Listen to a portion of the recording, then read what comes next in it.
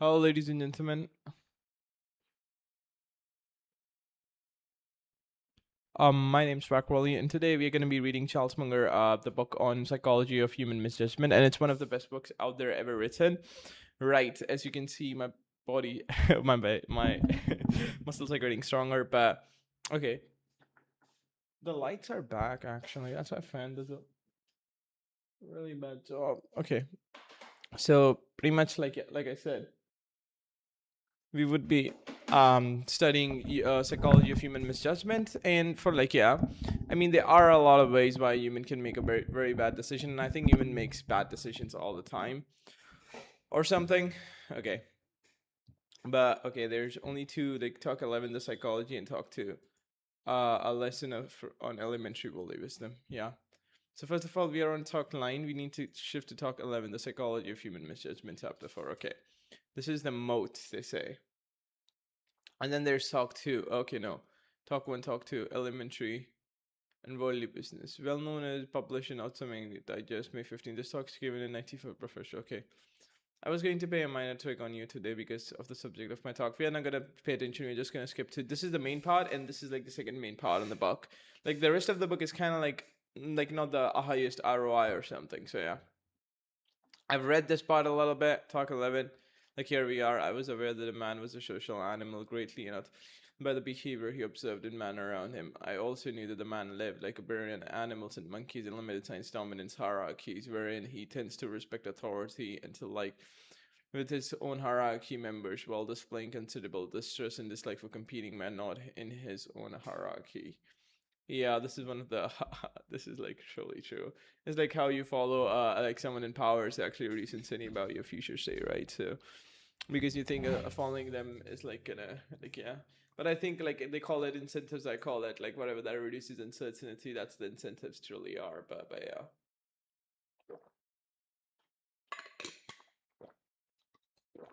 But this generalized evolution was inadequate to enable me to copy properly with cognition I encounter.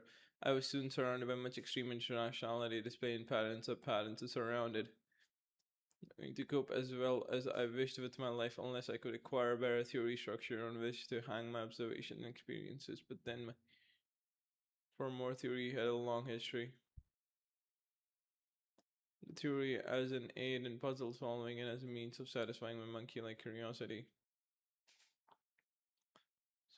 Superpower in helping one get as I had only discovered in school wherein I had taught very well many others without mastery of theory failed despite the monstrous effort. Better theory I thought had always worked for me, and if now available could make an acquire cab. My own system of psychology and more or less in self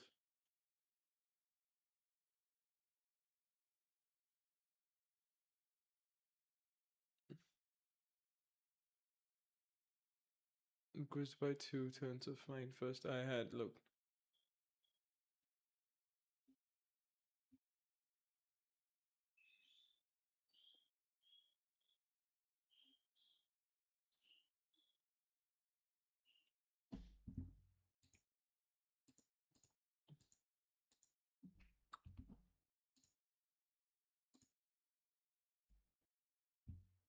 like yeah, so here we are on the page, I suppose.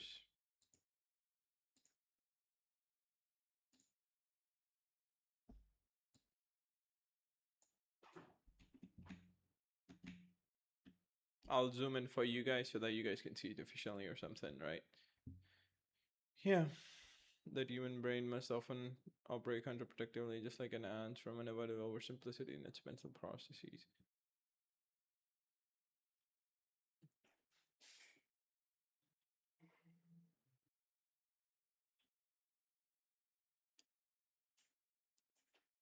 This sort of contrast-based error and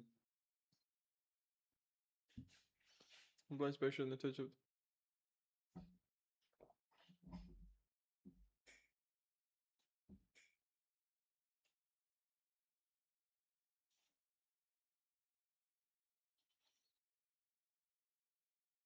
in a case of contrast-based perception by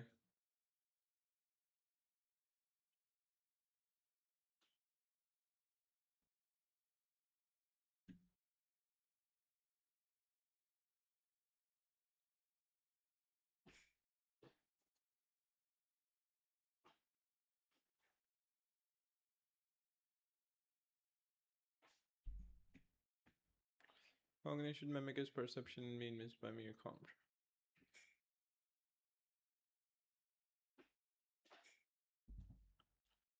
The same person is thinking in the same general subject area. Okay.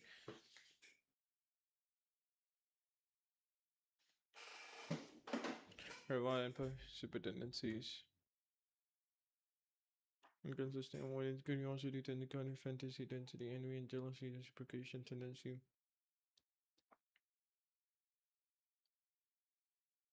And psychological.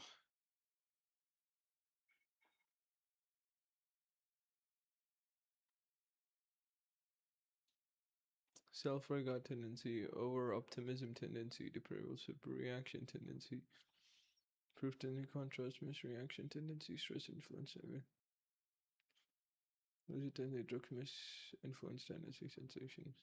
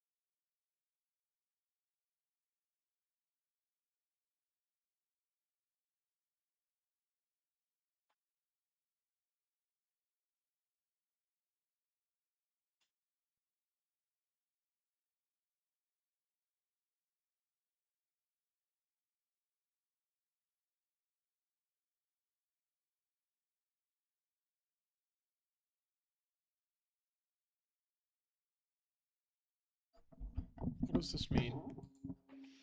He's actually too fast.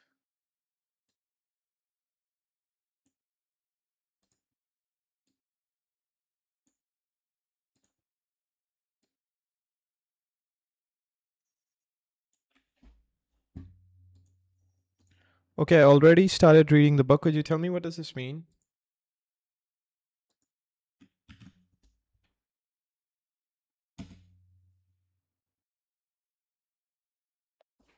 So people start to take things. So they are like a reward. If some pattern of behavior tends to reduce in certain people starts to stick to those patterns and start looping.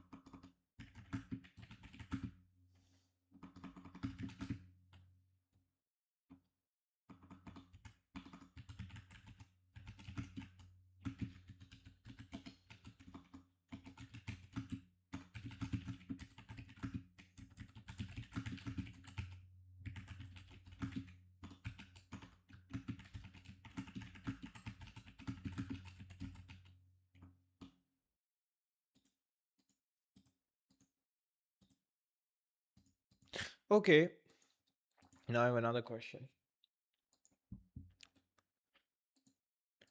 Okay, GPT, imagine my dad is kind of like, okay, I'm talking to my dad, just imagine that, and I just eat the ice cream that he was supposed to eat. And now, okay, so, okay, brain is like a prediction machine, constantly trying to predicting the future, error travels upward, right? There's precisions, there's salience, stuff like that, all the basic stuff.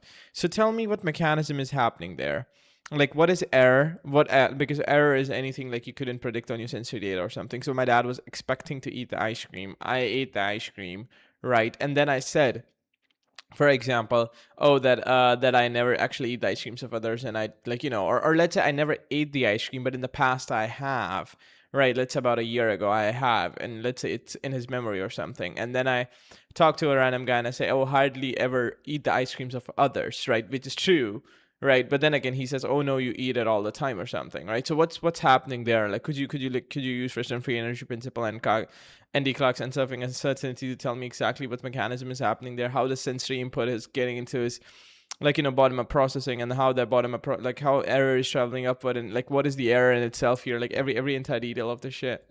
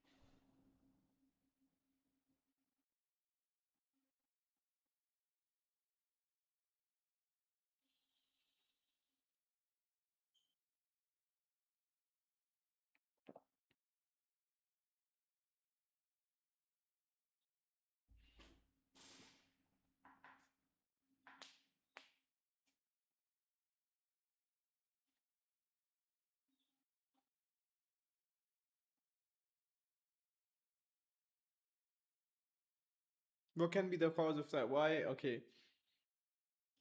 What is the expected reason behind the sensory input?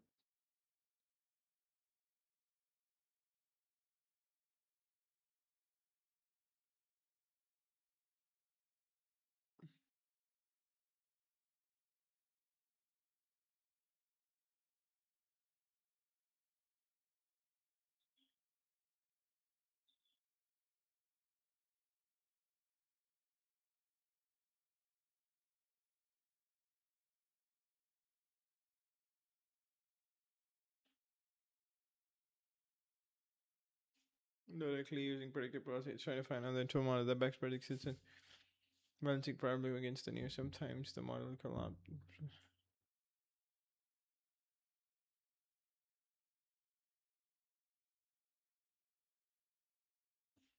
Hmm.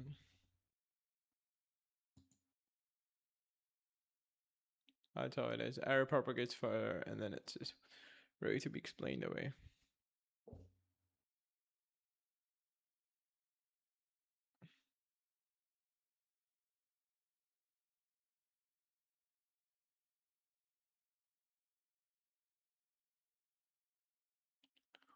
Think about something else when you should be thinking about.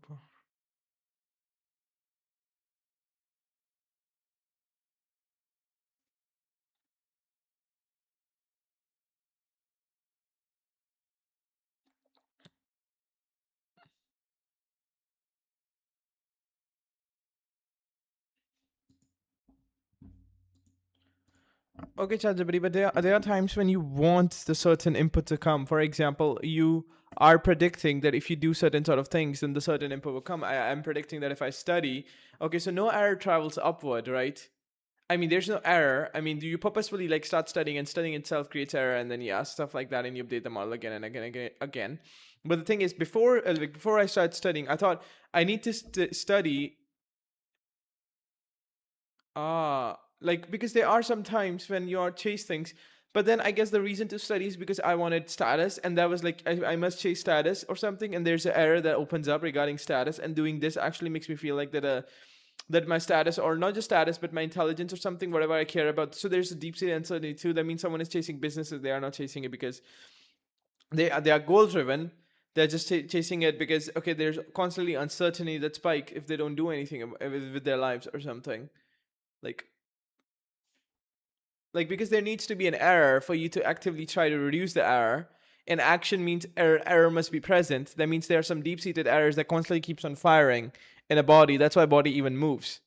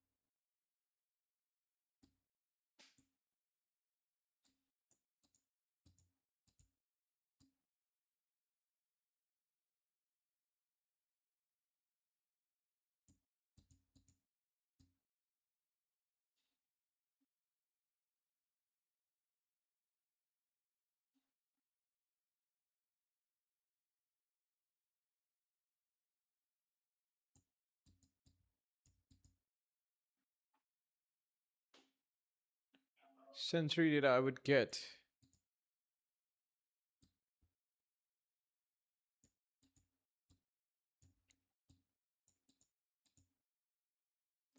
Because the future sensory data creates a mismatch, so that creates a prediction error.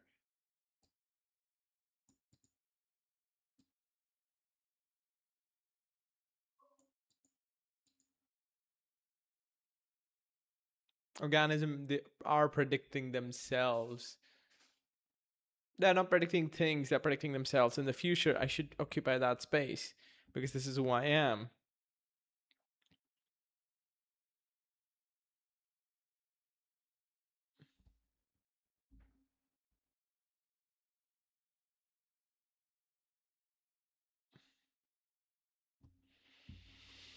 Hmm.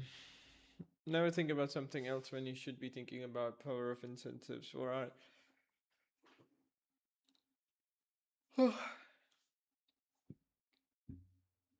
why? Because lawyer append to modality, not the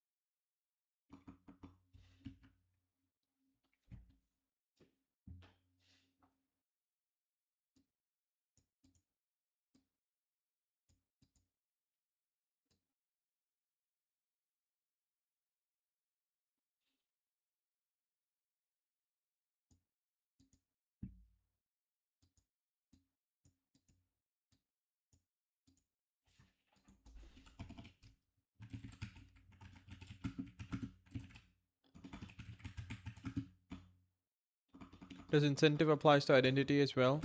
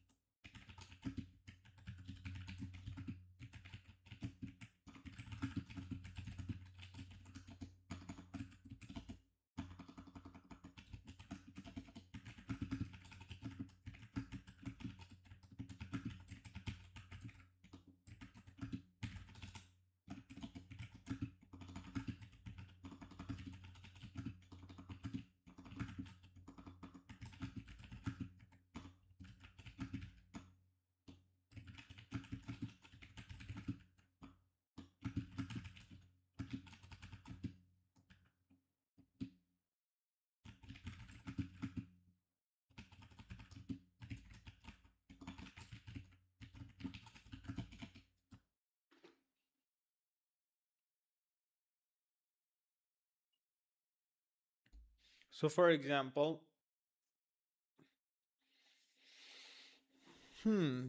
those are expectations.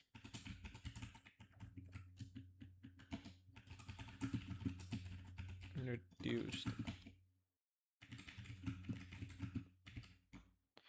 Again and again.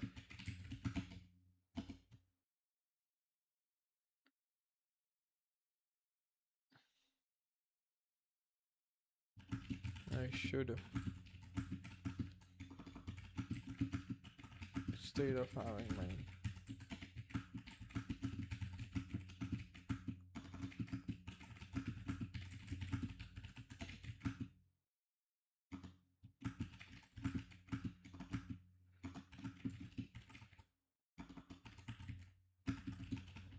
To state the predict. Body should or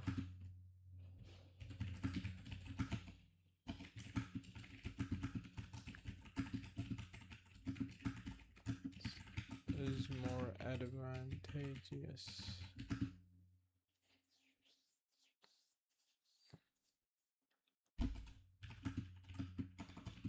simply reduces error more. Is that what it does? It reduces error more?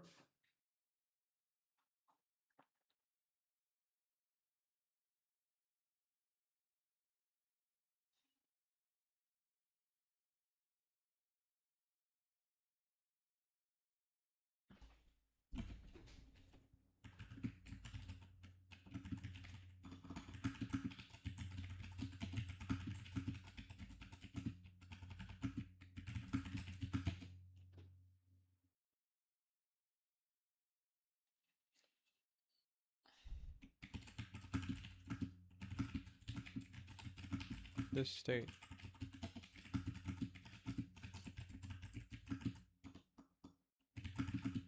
Predicting to achieve this state.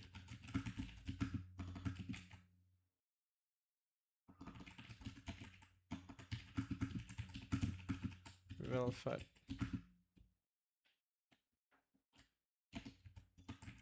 I should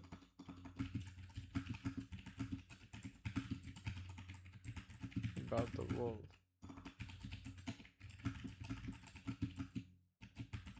Plasticity that happens. And it.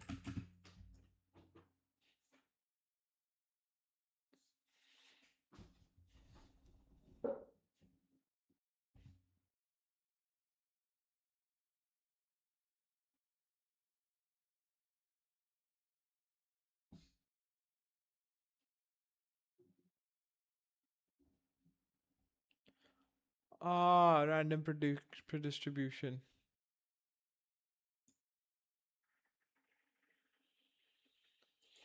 You gonna sleep?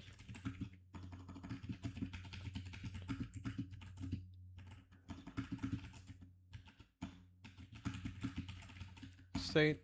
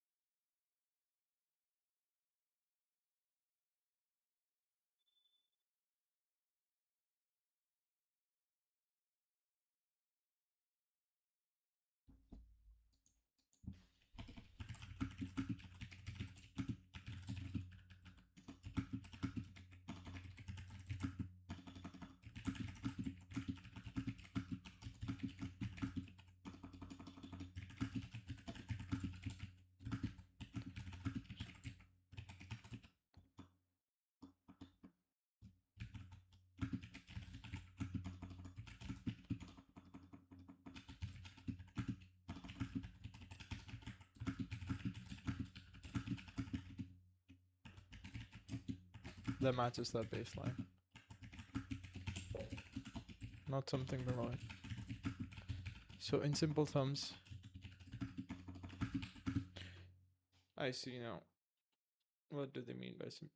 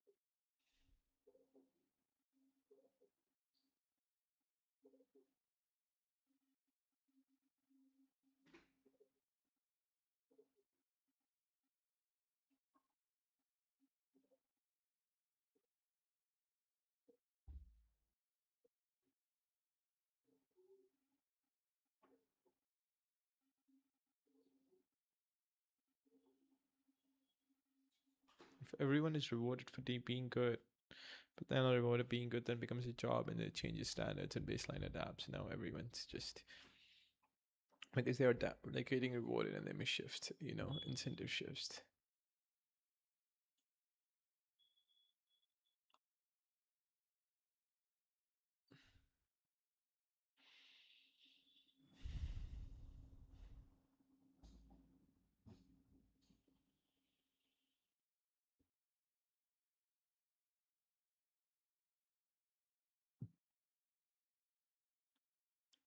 Is what I call incentive cost bias.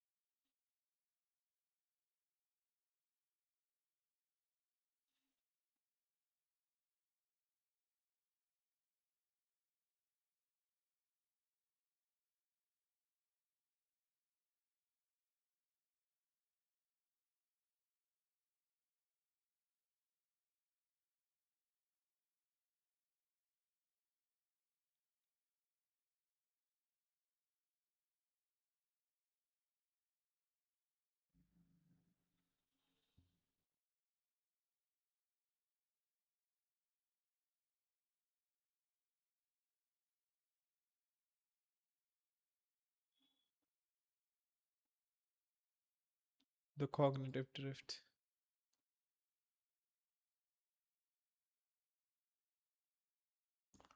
Cognitive drift. When the of reality.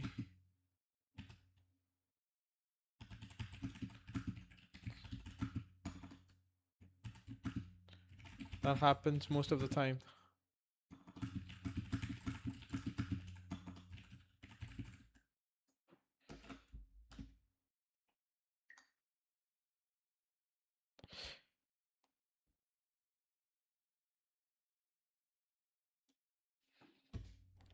Cognitive drifts happens most of the time because of when system becomes closed, cognitive drifts are almost generally possible. So in simple terms, it's like, okay, you are alone in a room, and this is in itself as a cognitive drift. Like, I live with my family, don't really believe in religion, don't believe there's a god. That's in itself is some form of a cognitive drift that I had happen or experienced in the past years, or if not past like couple of years. So that is like a cognitive, even the bond of a religious family, even the bond with people who highly believe in religious environments, religious like relatives and everything, I still end up believing that, okay, no, because that's like what do you expose yourself to the books and stuff like that.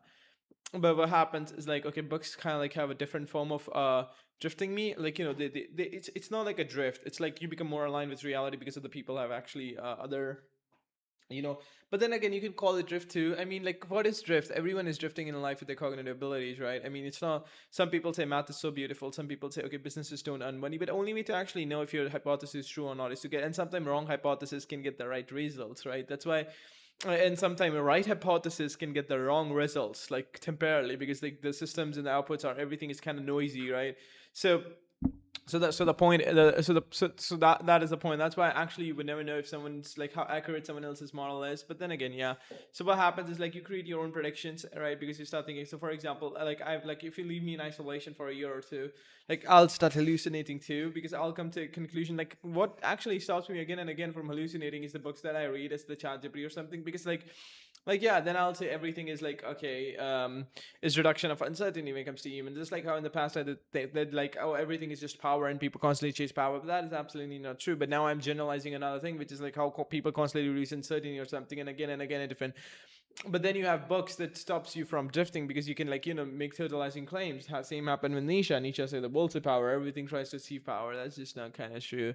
But I think that was the only unification they found in the everything, because the ability to connect multiple pattern across things that didn't actually exist, right, or something. But yeah, you get the gist. And the longer you are in isolation, or the more your body or the thoughts or the predictions are not against, or constantly against, tested against reality, the more you'll hallucinate.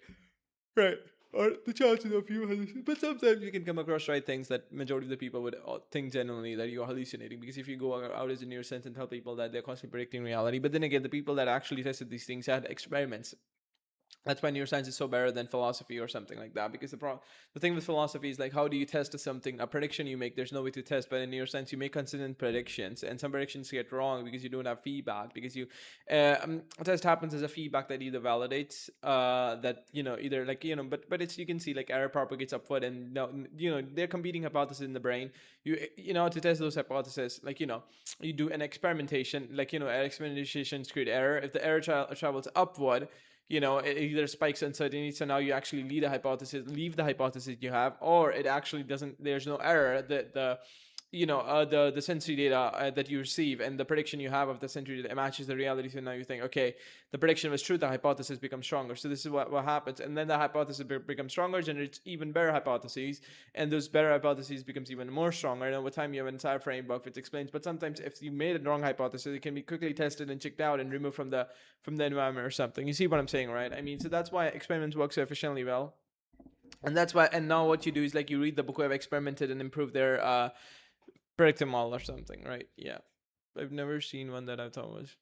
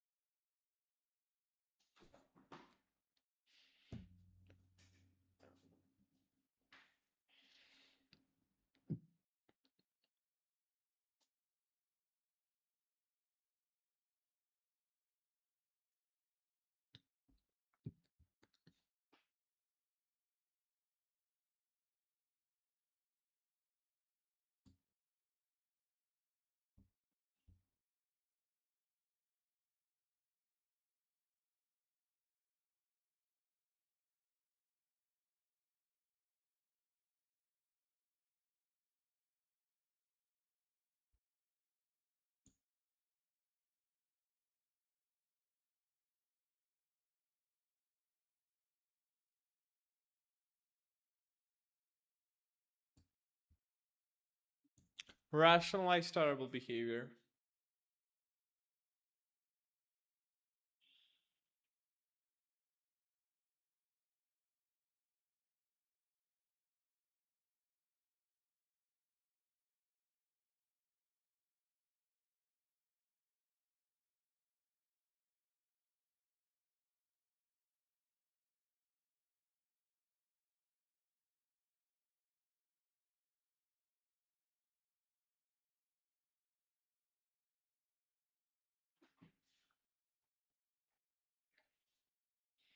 Yeah, the majority of the world is just hallucinating, especially from the models that I achieve. But at the same time, they have predictions that really aren't hallucinating. Because, yeah, the society moves forward But at the end of the day,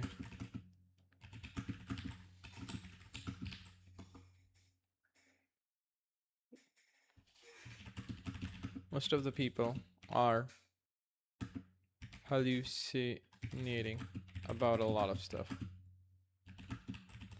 That's all. Like, a lot of stuff is true. Like, if you are a physicist, learning science and physics, it's kind of true.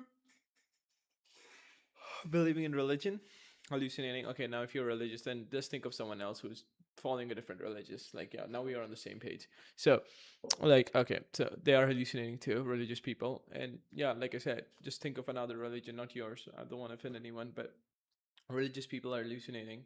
Cultists are hallucinating. People who believe that gallbladder is the evil, like the root of all evil, are hallucinating definitely. All right, everyone who says evolution is everything hallucinates. Like, people are constantly hallucinating. I mean, they kind of like use models to actually generalize everything. I also have a habit of generalizing things.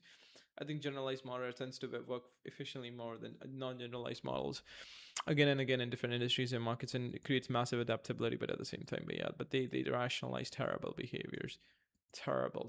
And I think I need to start thinking in statistics, so that creates a dual layer of like, so even the hypothesis gets, so they rationalize it, okay, and then you have that kind of creates entirely different model that actually tests hypothesis in entirely different way. I don't really know how that functions, but what I do know for sure is like, okay, if you're constantly actually taking information and you're assigning probabilities, then the habit of assigning probabilities to all the sensory data that is constantly bombarding at you creates a probabilistic mindset, right? Like, so for example, it doesn't mindset, but mindset could be, okay, there's a neural weighting, so each time it becomes an unconscious habit.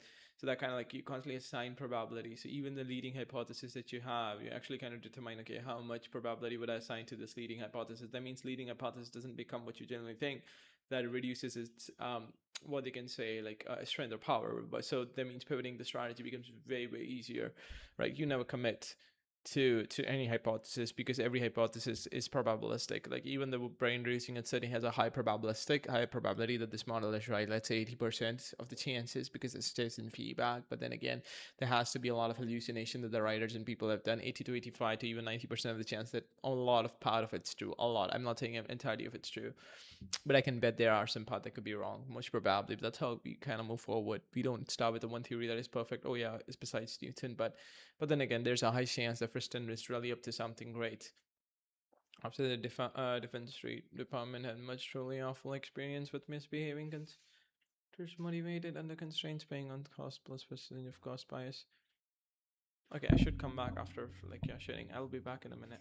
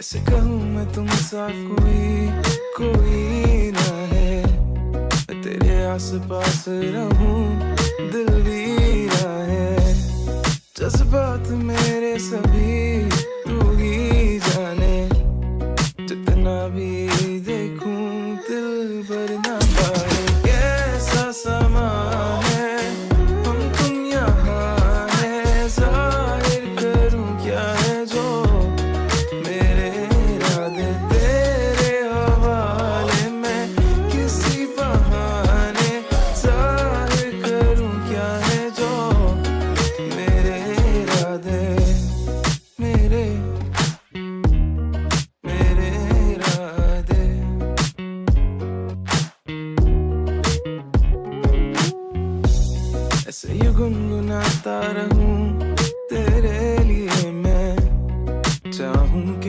तक रहे तेरी निगाहें, कैसे मैं कहूँ, कैसे मैं ये कहूँ, असर जो तेरा मेरे दिल पे हुआ है, कैसा समा है, हम तुम यहाँ हैं, दिल की पुकार तो सुन लेना, तेरे हवाले मैं किसी बहाने जाहिर करूँ क्या है जो मेरे इरादे, मेरे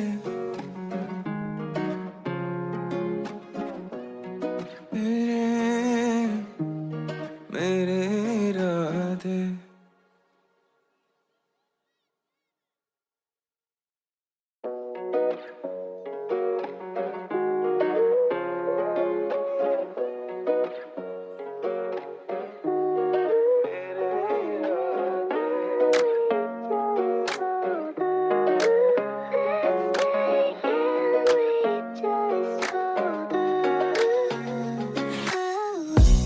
कैसे कहूँ मैं तुमसा कोई ना है, मैं तेरे आस पास रहूं दिल भी ना है, जज्बात मेरे सभी तू ही जाने, जितना भी देखूं दिल भर ना पाए, कैसा समा है, हम तुम यहाँ हैं, जाहिर करूं क्या है जो मेरे इरादे, तेरे हवाले मैं किसी बहाने जाहिर करूं क्या है जो मेरे इरादे, मेरे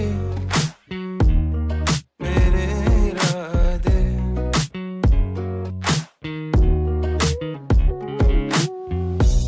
ऐसे ही गुनगुनाता रहूं तेरे लिए मैं, चाहूं कि मुझ तक रहे तेरी निगाहें, कैसे मैं कहूँ, कैसे मैं ये कहूँ, असर जो तेरा मेरे दिल पे हुआ है, कैसा समा है, हम तुम यहाँ हैं, दिल की पुकार तो सुन लेना, तेरे हवाले मैं किसी बहाने जाहिर करूं क्या है जो मेरे इरादे, मेरे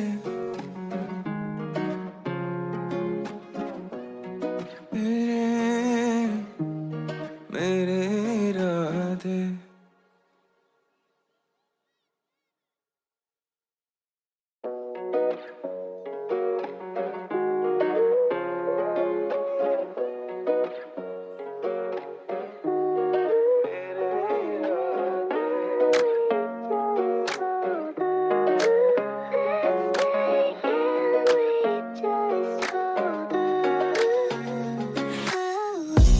कैसे कहूँ मैं तुमसा कोई ना है, मैं तेरे आस पास रहूं दिल भी ना है, जज्बात मेरे सभी तू ही जाने, जितना भी देखूं दिल भर ना पाए, कैसा समा है, हम तुम यहाँ हैं, जाहिर करूं क्या है जो मेरे इरादे, तेरे हवाले मैं किसी बहाने जाहिर करूं क्या है जो मेरे इरादे, मेरे इरादे।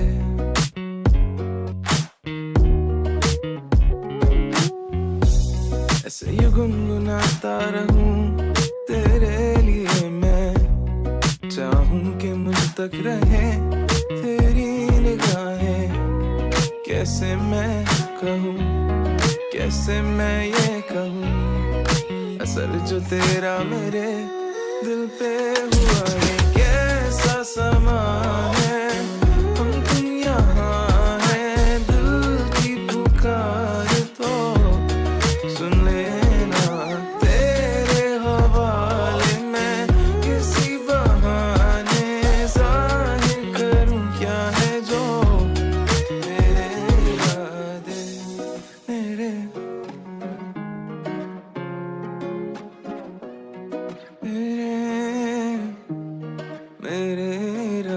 इरादे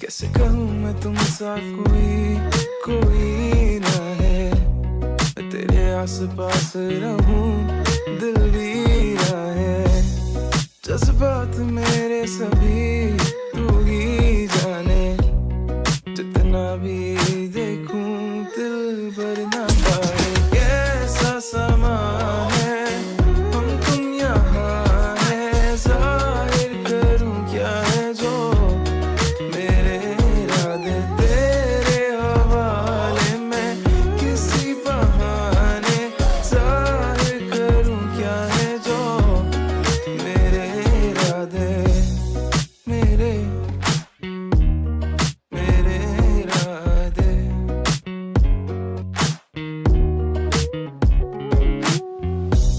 ऐसे ही गुनगुनाता रहूं तेरे लिए मैं चाहूं कि मुझ तक रहे तेरी निगाहें कैसे मैं कहूं कैसे मैं ये कहूं असर जो तेरा मेरे दिल पे हुआ है कैसा समा है हम तुम यहाँ है दिल की पुकार तो सुन लेना तेरे हवाले में किसी बहाने जाहिर करूं क्या है जो मेरे इरादे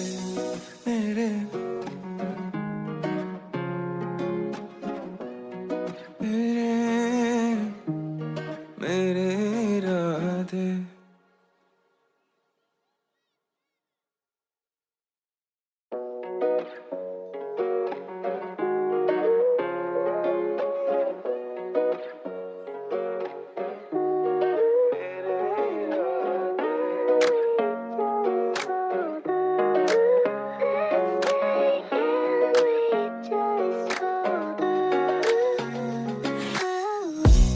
कैसे कहूँ मैं तुमसा कोई ना है मैं तेरे आस पास रहूं दिल भी ना है जज्बात मेरे सभी तू ही जाने जितना भी देखूं दिल भर ना पाए कैसा समा है हम तुम यहाँ है जाहिर करूं क्या है जो मेरे इरादे तेरे हवाले में किसी बहाने जाहिर करूं क्या है जो मेरे इरादे मेरे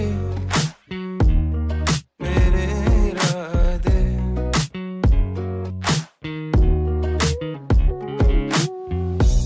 ऐसे ही गुनगुनाता रहूं तेरे लिए मैं चाहूं कि मुझ तक रहे तेरी निगाहें कैसे मैं कहूं कैसे मैं ये कहूं असर जो तेरा मेरे दिल पे हुआ है कैसा समा है हम तुम यहाँ है दिल की पुकार तो सुन लेना तेरे हवाले में किसी बहाने जाहिर करूं क्या है जो मेरे इरादे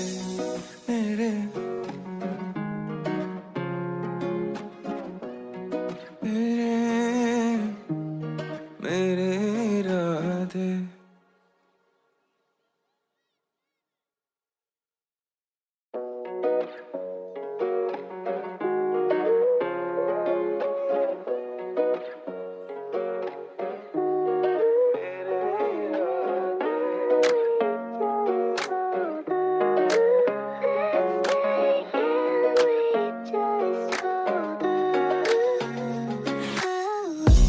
कैसे कहूँ मैं तुमसा कोई ना है मैं तेरे आस-पास रहूं, दिल भी है जज्बात मेरे सभी तू ही जाने, जितना भी देखूं दिल भर ना पाए। कैसा समा है हम तुम यहाँ है, जाहिर करूं क्या है जो मेरे इरादे तेरे हवाले में, किसी बहाने जाहिर करूं क्या है जो मेरे इरादे, मेरे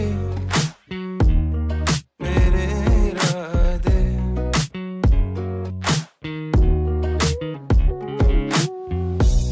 ऐसे ही गुनगुनाता रहूं तेरे लिए मैं, चाहूं कि मुझ तक रहे तेरी निगाहें।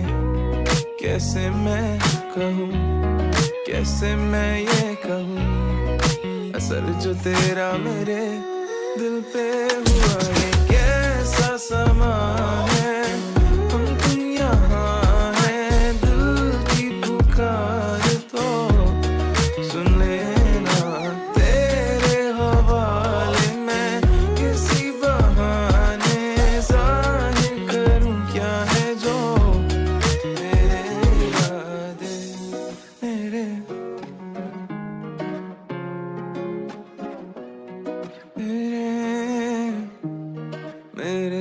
इरादे।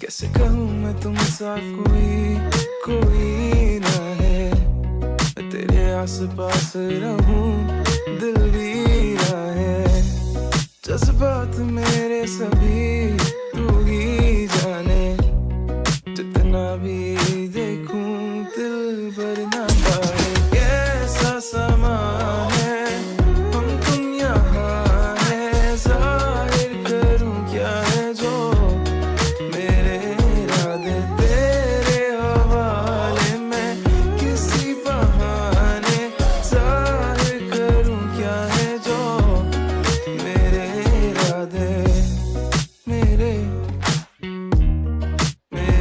इरादे।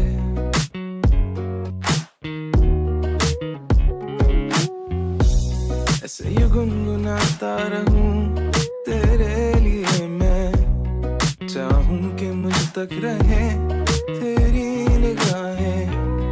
कैसे मैं कहूं, कैसे मैं ये कहूं, असर जो तेरा मेरे दिल पे हुआ है। कैसा समा है हम तुम यहाँ है, दिल की पुकार तो सुन लेना तेरे हवाले में, किसी बहाने जाहिर करूं क्या है जो मेरे इरादे, मेरे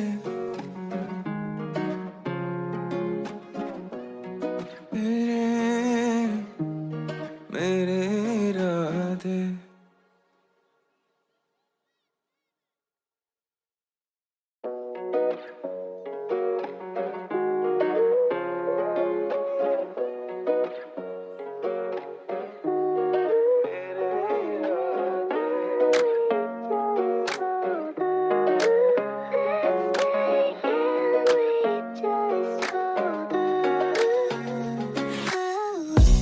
कैसे कहूँ मैं तुमसा कोई ना है, मैं तेरे आस-पास रहूं, दिल भी है जज्बात मेरे सभी तू ही जाने, जितना भी देखूं दिल भर ना पाए। कैसा समा है हम तुम यहाँ है, जाहिर करूं क्या है जो मेरे इरादे तेरे हवाले में, किसी बहाने जाहिर करूं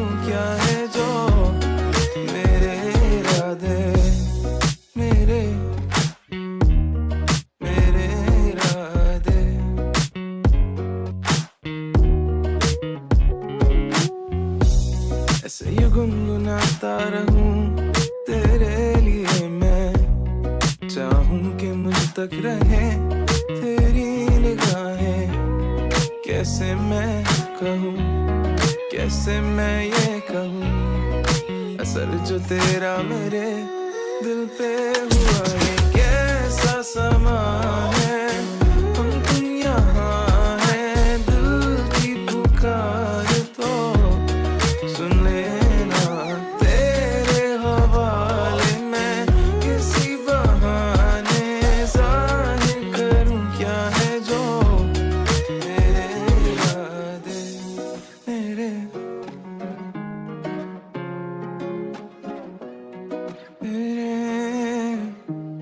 मेरे इरादे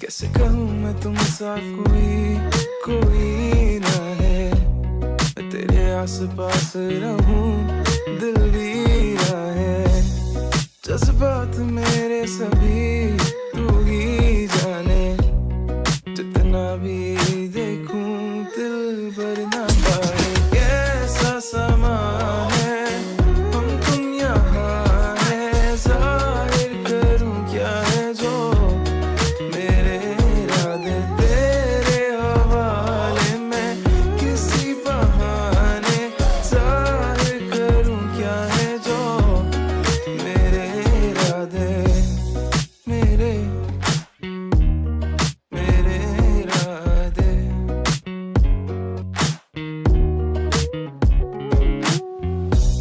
ऐसे ही गुनगुनाता रहूं तेरे लिए मैं चाहूं कि मुझ तक रहे तेरी निगाहें कैसे मैं कहूं कैसे मैं ये कहूं असर जो तेरा मेरे दिल पे हुआ है कैसा समा है हम तुम यहाँ हैं दिल की पुकार तो सुन लेना तेरे हवाले मैं किसी बहाने जाहिर करूं क्या है जो मेरे इरादे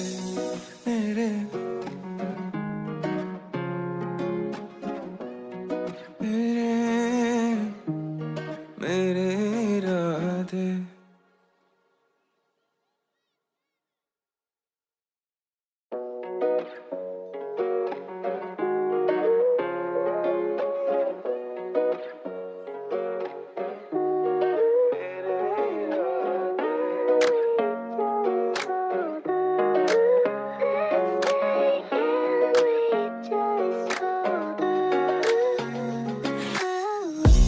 कैसे कहूँ मैं तुमसा कोई ना है मैं तेरे आस पास रहूं दिल भी ना है जज्बात मेरे सभी तू ही जाने जितना भी देखूं दिल भर ना पाए कैसा समा है हम तुम यहाँ हैं जाहिर करूं क्या है जो मेरे इरादे तेरे हवाले मैं किसी बहाने जाहिर करूं क्या है जो मेरे इरादे मेरे इरादे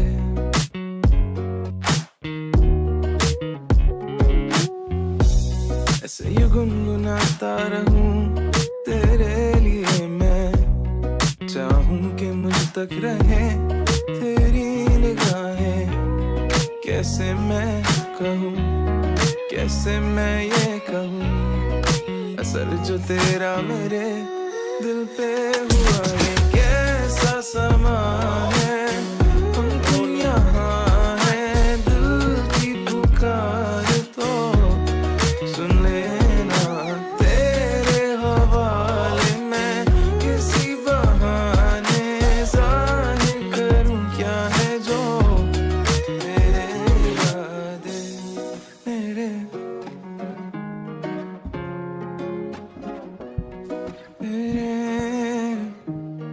मेरे इरादे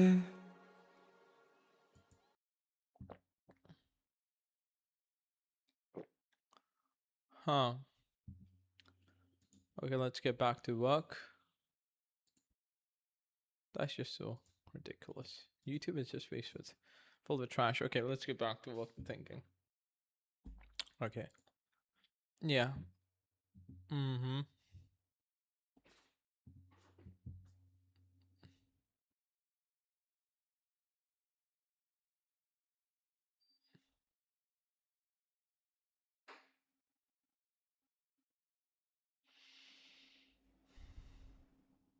Oh yeah. Meaning. How much you see the meaning you can find. How much meaning you can find something matters a lot more than you guys think, because it's like humans are making meaning making machines.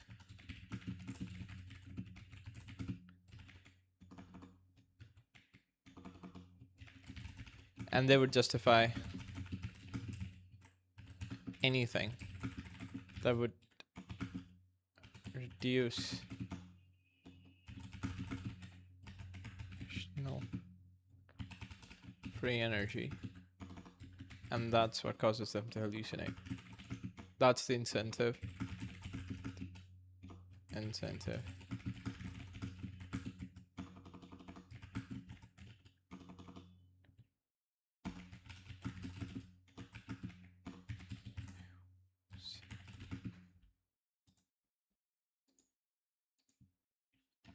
You can't even signal, can it?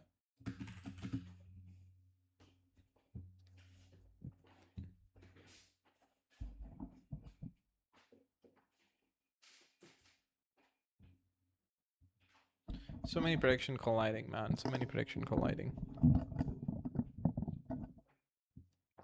Contracting the officer in the defense department sign a contract. But a felony. Okay, what is a felony? I have heard a song called Felony or something, but I don't remember the felony. It's like a crime. Crime, yeah.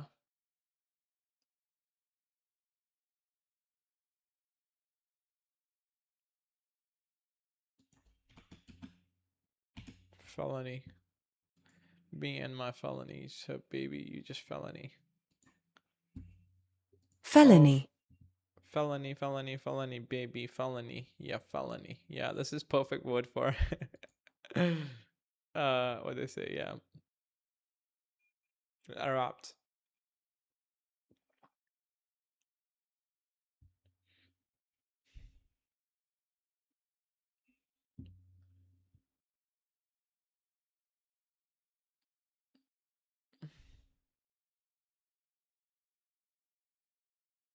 A costless percentage of cost reward system. I don't know what that means. Did I miss some part after rationalizing terrible behavior? Yeah. Build by incentive cost bias causes a lot of ghastly abuse under these standard incentive patterns of the world.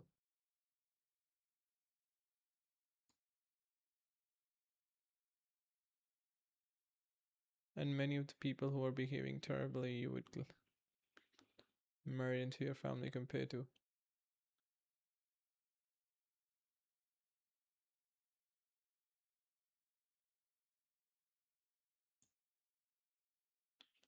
Now, there's a huge implication from the fact that human mind is put together this way. One implication is that people who create cash registers which make dishonest behavior hard to accomplish. It's for civilization because so well knew bad behavior is intensely bad. I mean, yeah.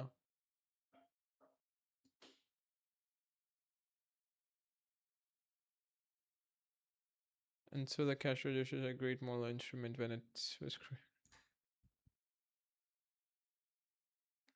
the great so the cash register. Zone experience, he had little store and his employees were sailing his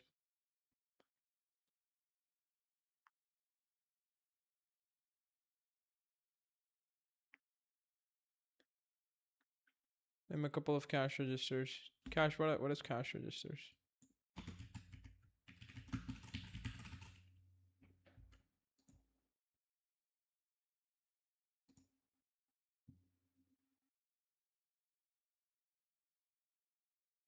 Why it's black? Maybe because of the extension. Okay. Hmm. I think they can count the amount of money you have or something. Yeah. Yeah, this thing. Yeah. I get the basic idea then.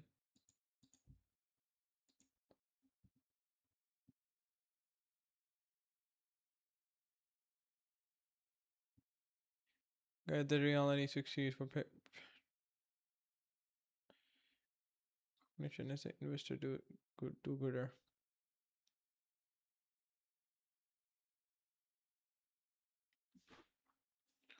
Meaning to Taraji before he died, always pointing that out. Shrouds have no pockets.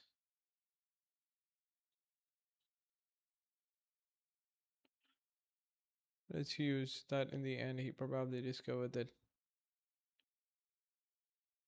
completely the strong tendency of employees to rationalize bad conduct.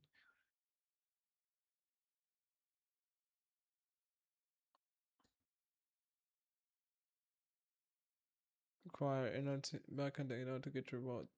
Require many antidotes in addition to cash flow control promoted by Peterson.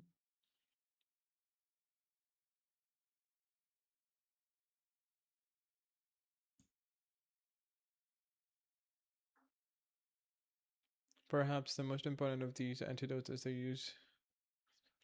In practice, this was seldom better demonstrated than which was subsidiary. That's why, yeah, regulation came first, generalization came after. Comes first. Rationalization comes after it.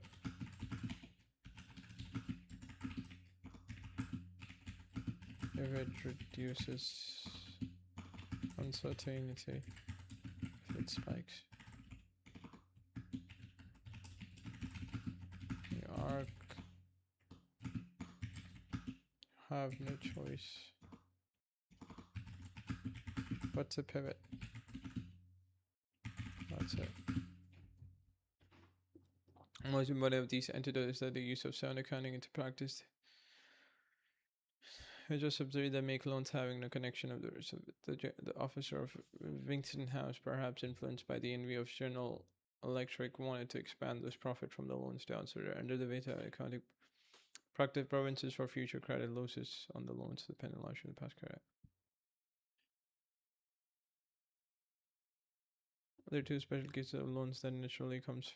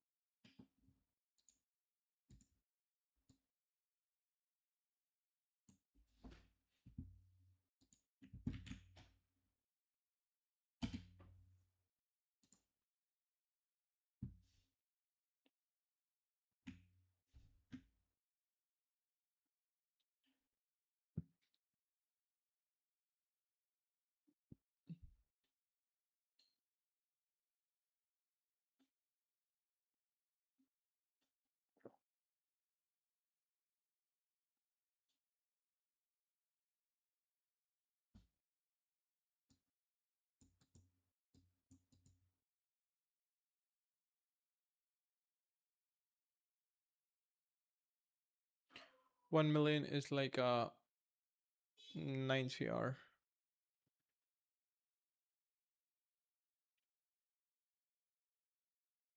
This is a fortune. Okay.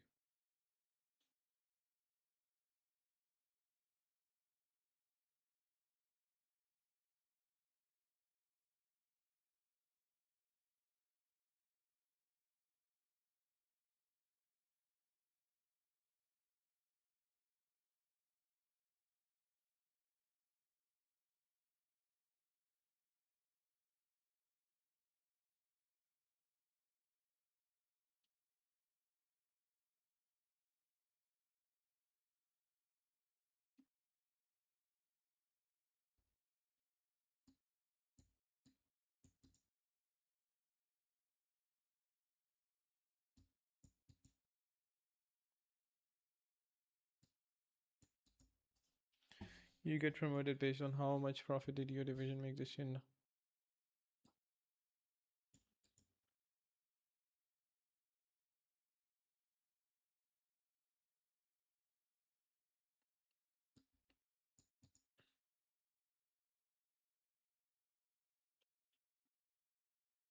Notice that execution may not even consider I'm committing fraud instead.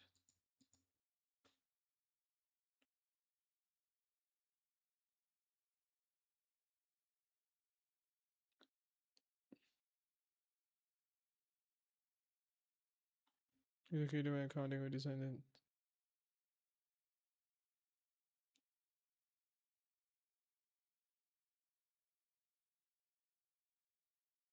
Similarly, if you reward people for the short-term profit, why?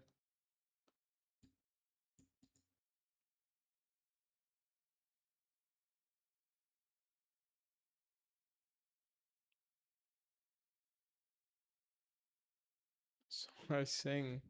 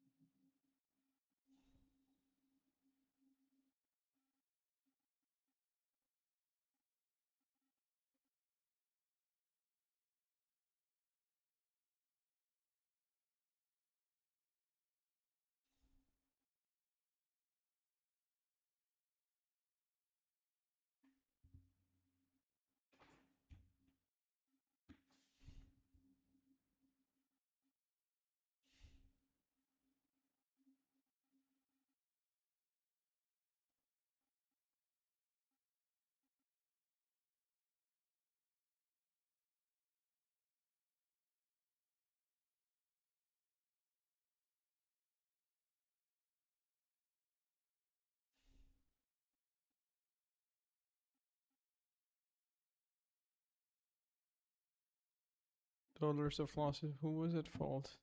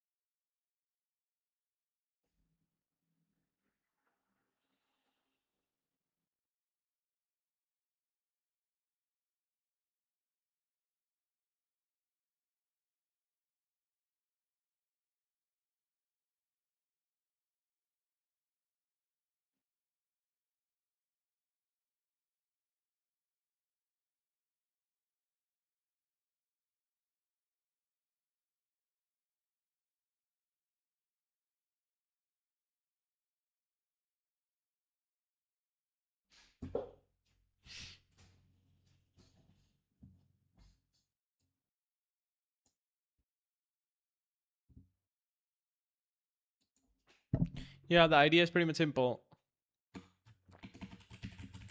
Reducing and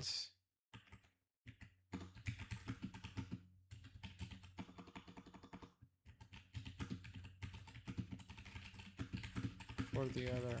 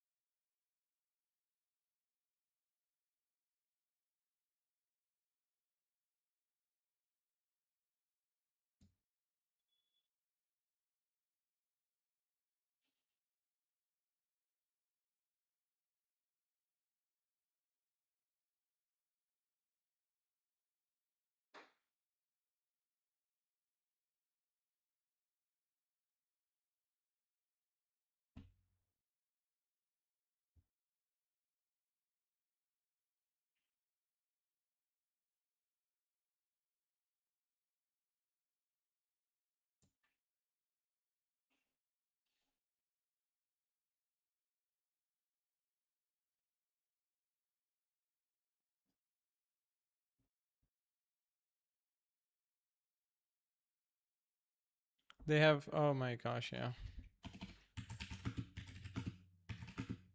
They have what they call incentive to expand.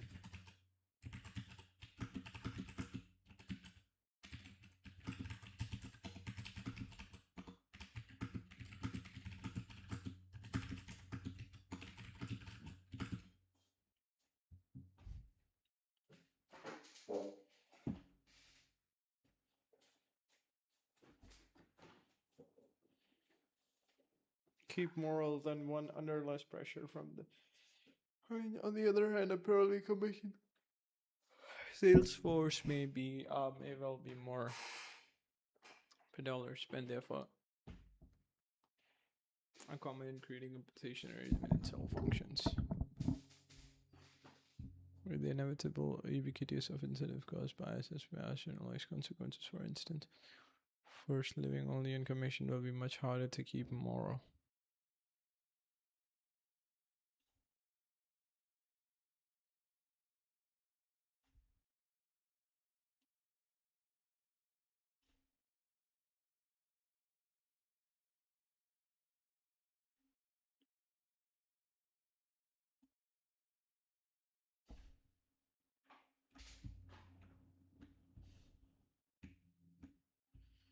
So it's prevention of bad effects. Man, if I could actually shift it right here and expand it, yeah, this looks way better. And then I could actually go with like this. Extreme subject of free market capitalism. Right. Then I can just close it. So the reader doesn't even look at what the fuck I'm reading besides my empty screen or something.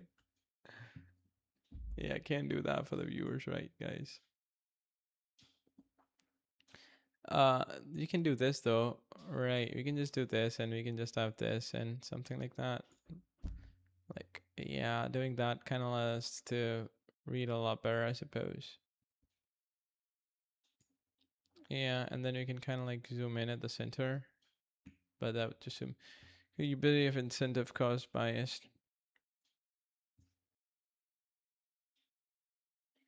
Okay. What does this mean specifically?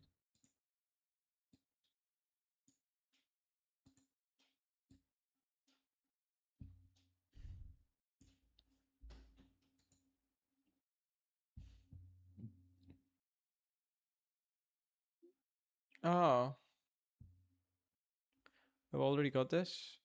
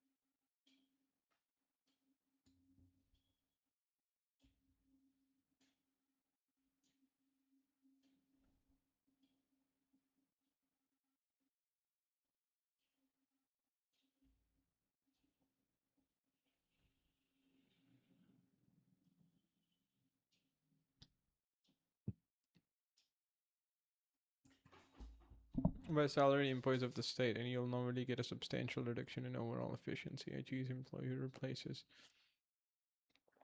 is subject to incentive cost bias as he determines what service he will give in exchange for his salary and how much he will yield. Peer pressure from many fellow employees who do not desire his creation.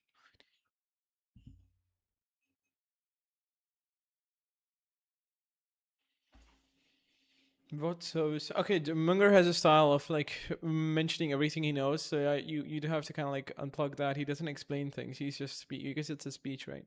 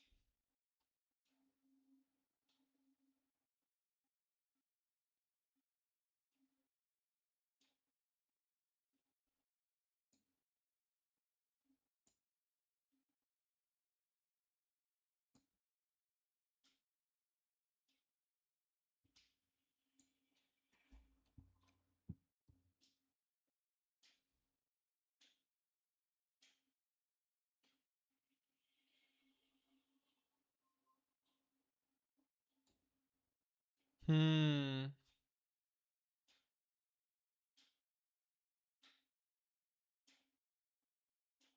But for the six hardest.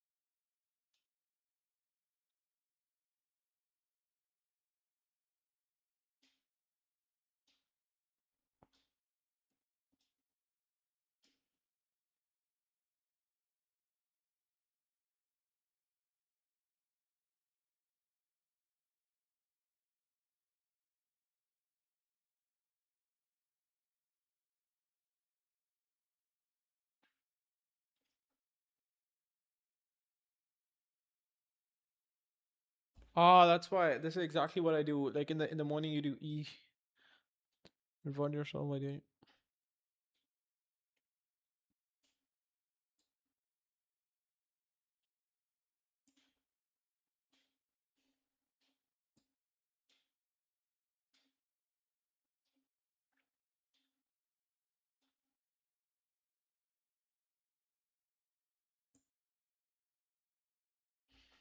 Yeah, and it actually aligns with psychology.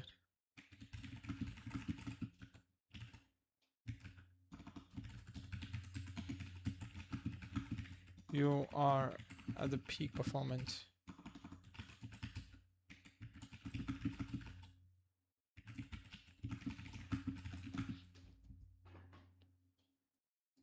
A non-profit part of the life that's the emphasis on daily use of this principle is not accidental to consumption.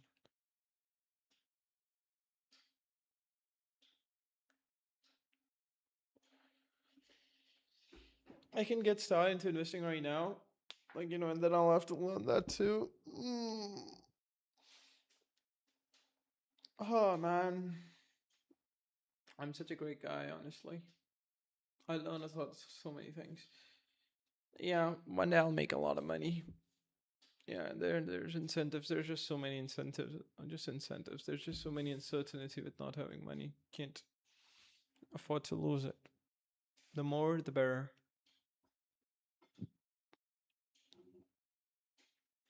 Consensus will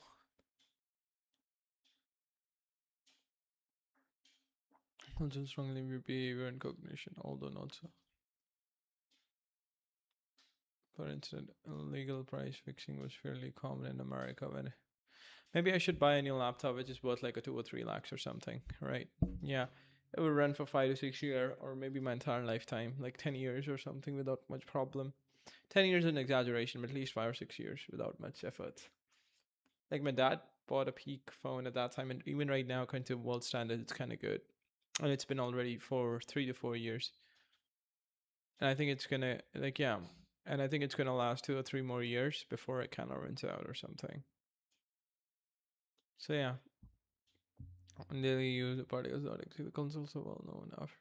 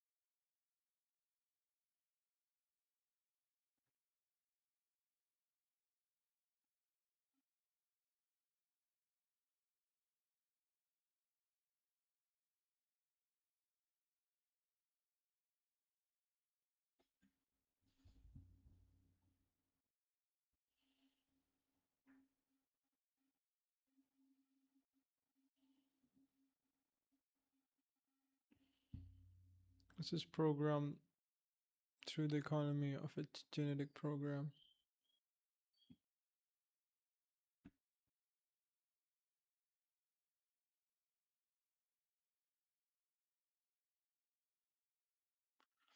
Chicken a man is there instead the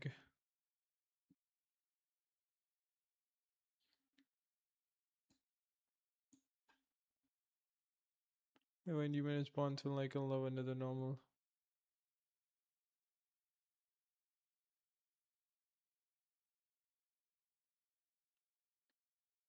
Similar child loving behavior of a mouse can be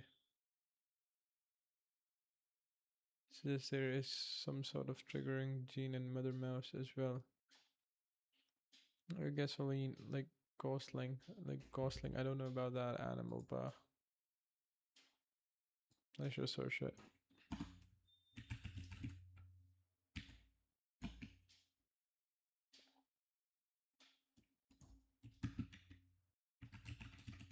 Ryan Gosling. Okay, I don't care about that. Okay, this. Hmm.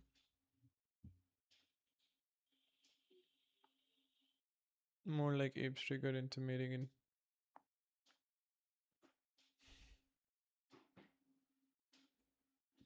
almost surely did not occur in manner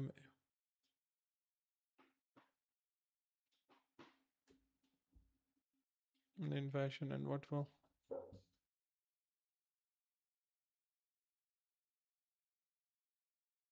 of being liked and loved. So many of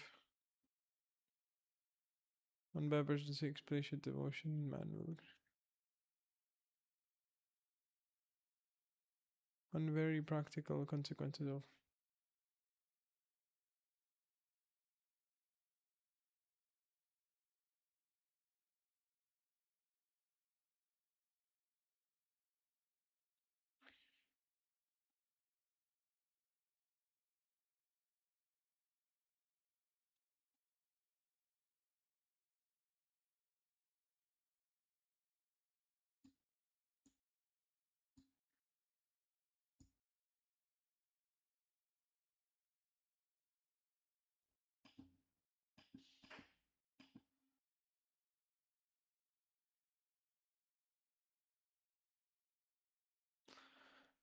I talked to my girlfriend yesterday, man.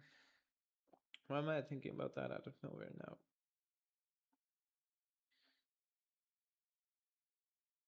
Mm,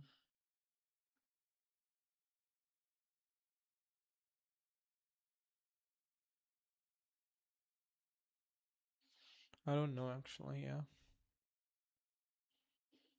Liking or love. Who works in reverse admiration also goes.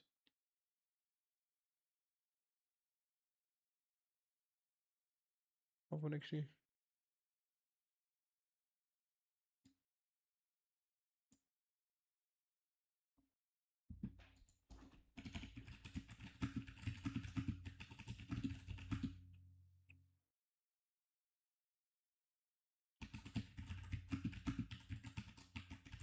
No matter where I look, all I see is just people trying to reduce errors.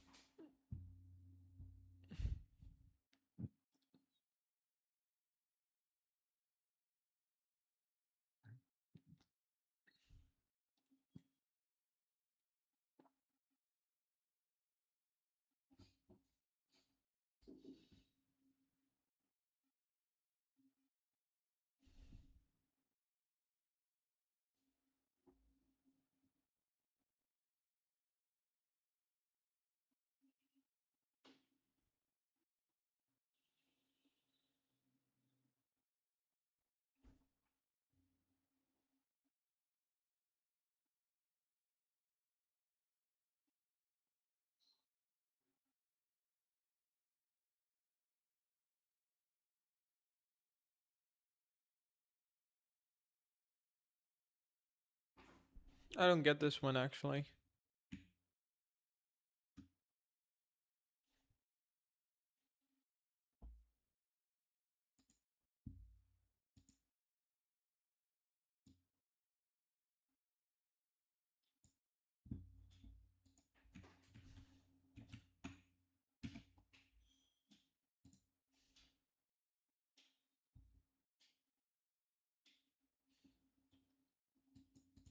Love doesn't just change your emotion, it changes your perception of reality. The connect divide that makes a like or love ignore the faults of the objection of his affection. Subjective example, parents often overlook the serious flaws in their children and their startups. Okay, yeah. Only problem the company they admire, the fans defend their favorite tolerate despite repeated bad behavior.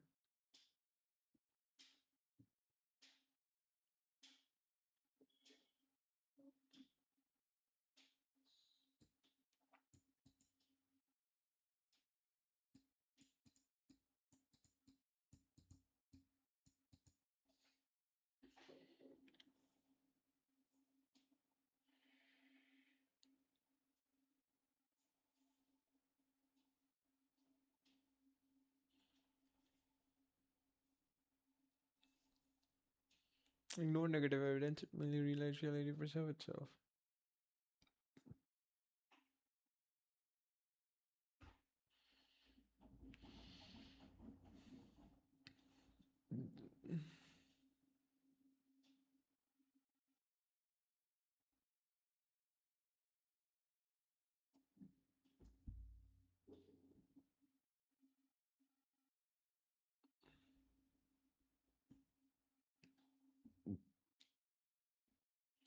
Creates more admiration.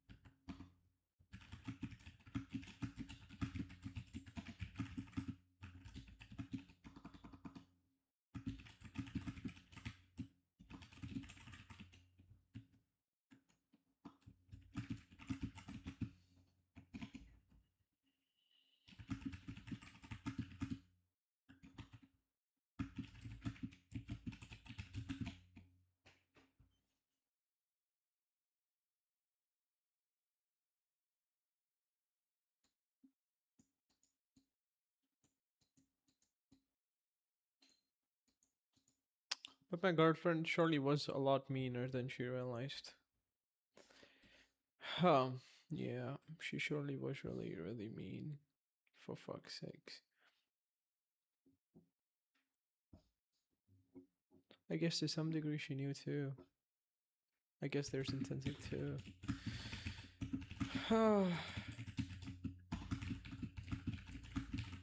Why would someone be mean to someone else who loved them dearly?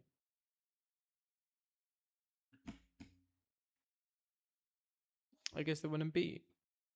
Or I guess. They tested the water. Yeah, maybe they were mean. Because they wanted to test.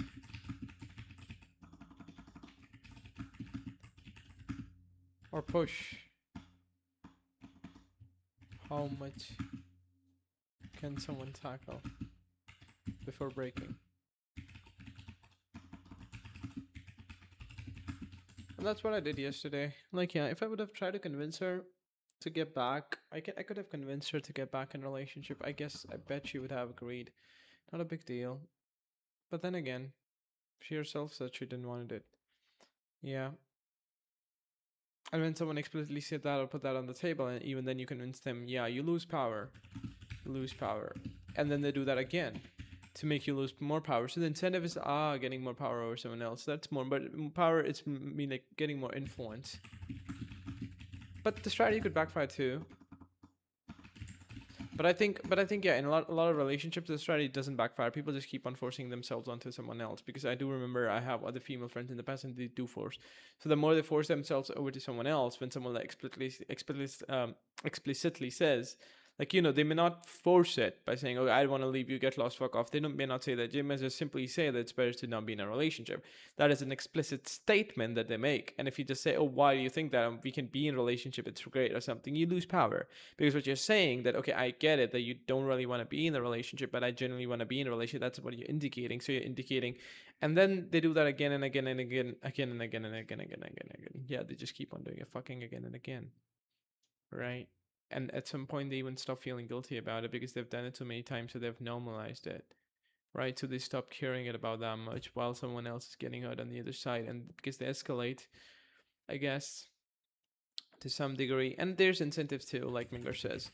Incentives matters a lot, because like each time you do that, even if it hurts someone else's, you gain more power, and at the same time the person doesn't leave you because, let's say, they're terrified of being abandoned or something, or maybe they're dependent on too.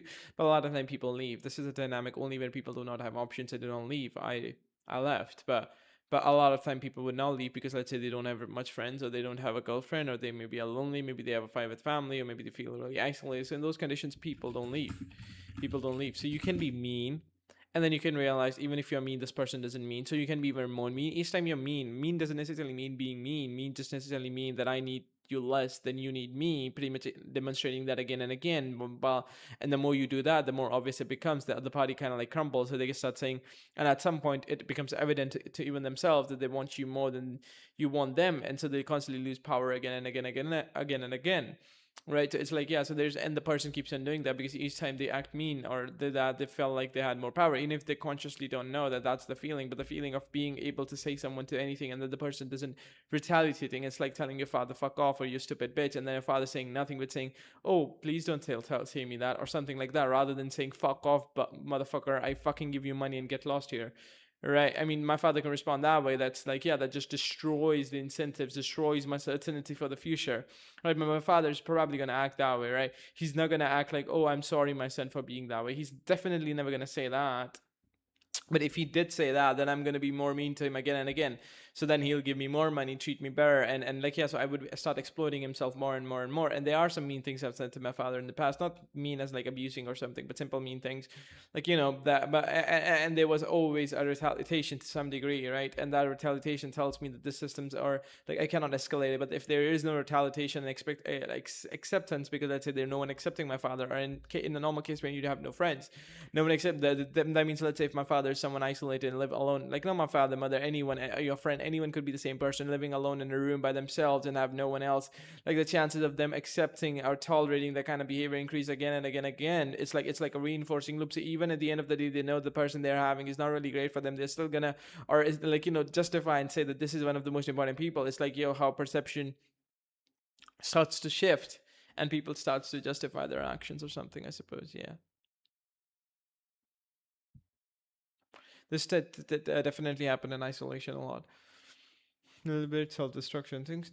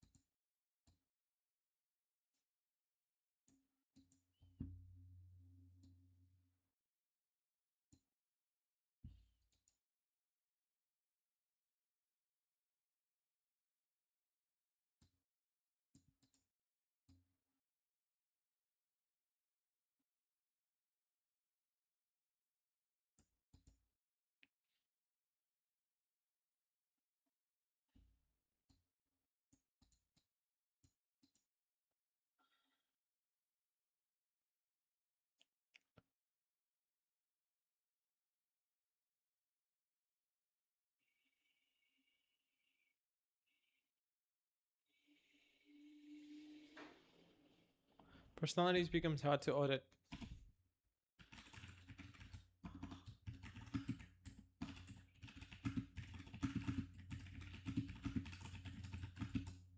Especially when they are made public.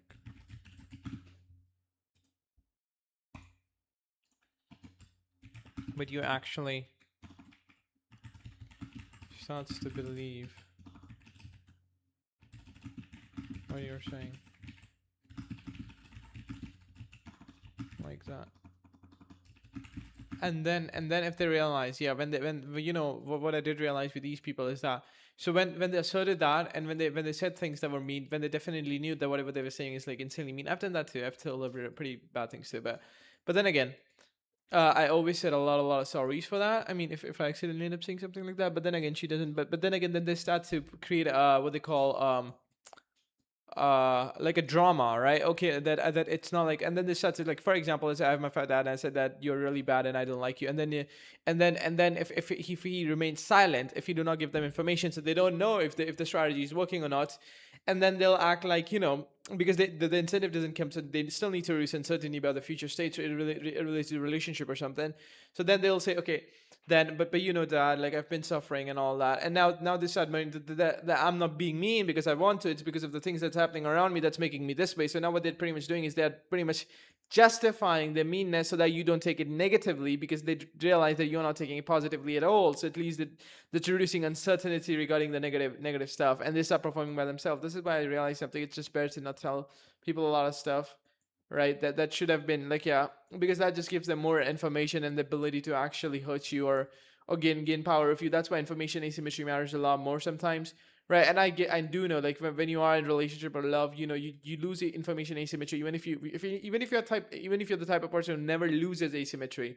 Like, more majority of the time, I'm the kind of person who never loses. But what happens, like late night calls or something, your defenses got down, the person is really something. But sometimes a lot of, I won't say in all the cases that losing information asymmetry leads to harm, but depends on the person. If the person is not right, then losing information asymmetry leads to harm again and again and again. That gives them more power again and again and again, and then you expect them to, and then they disappoint, or whatever with the asymmetry they have, they kind of may end up disappointing you, may end up hurting you, whatever. That's why having asymmetry is very safe for you. But at the end of the day, like, yeah, it depends on the person. But then again, I would, even if the person is like, I would still say it's better to have some sort of asymmetry. And yeah, whether it's a girlfriend, parent, dad, whoever that is, the more asymmetry you have, the more audit and more changes you can make to yourself. So for example, if you tell someone that I love reading books, next morning you realize reading books is one of the most trashiest things to do. Of course, you're not going to realize that if you've ever really truly read some books.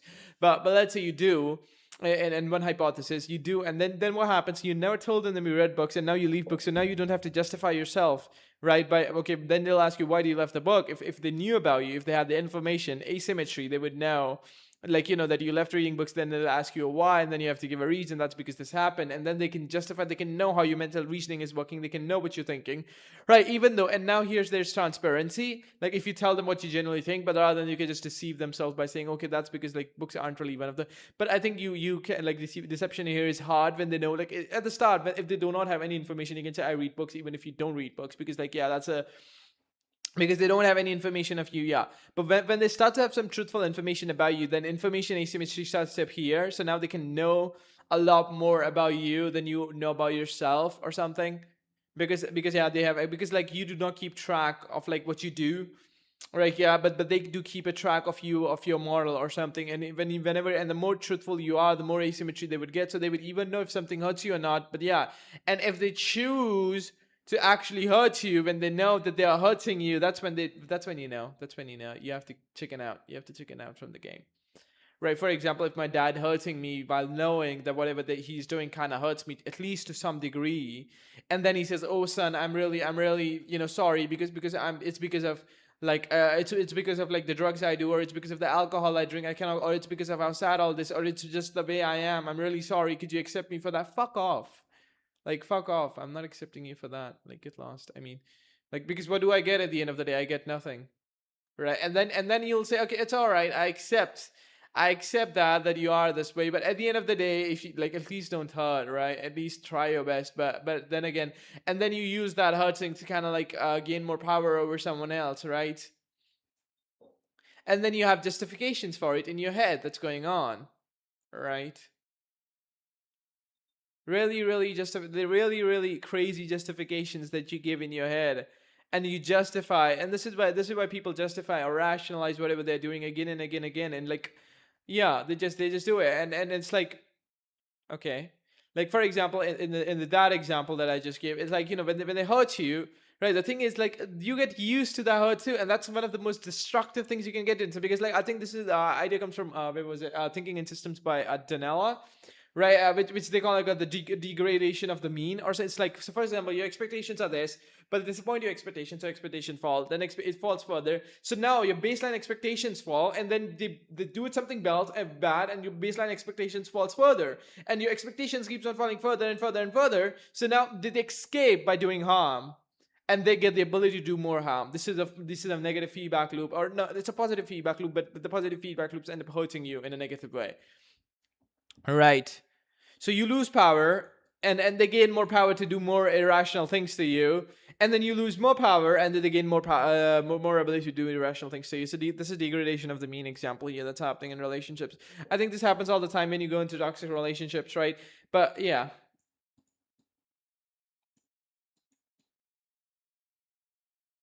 relationships are often about who gets more value, right?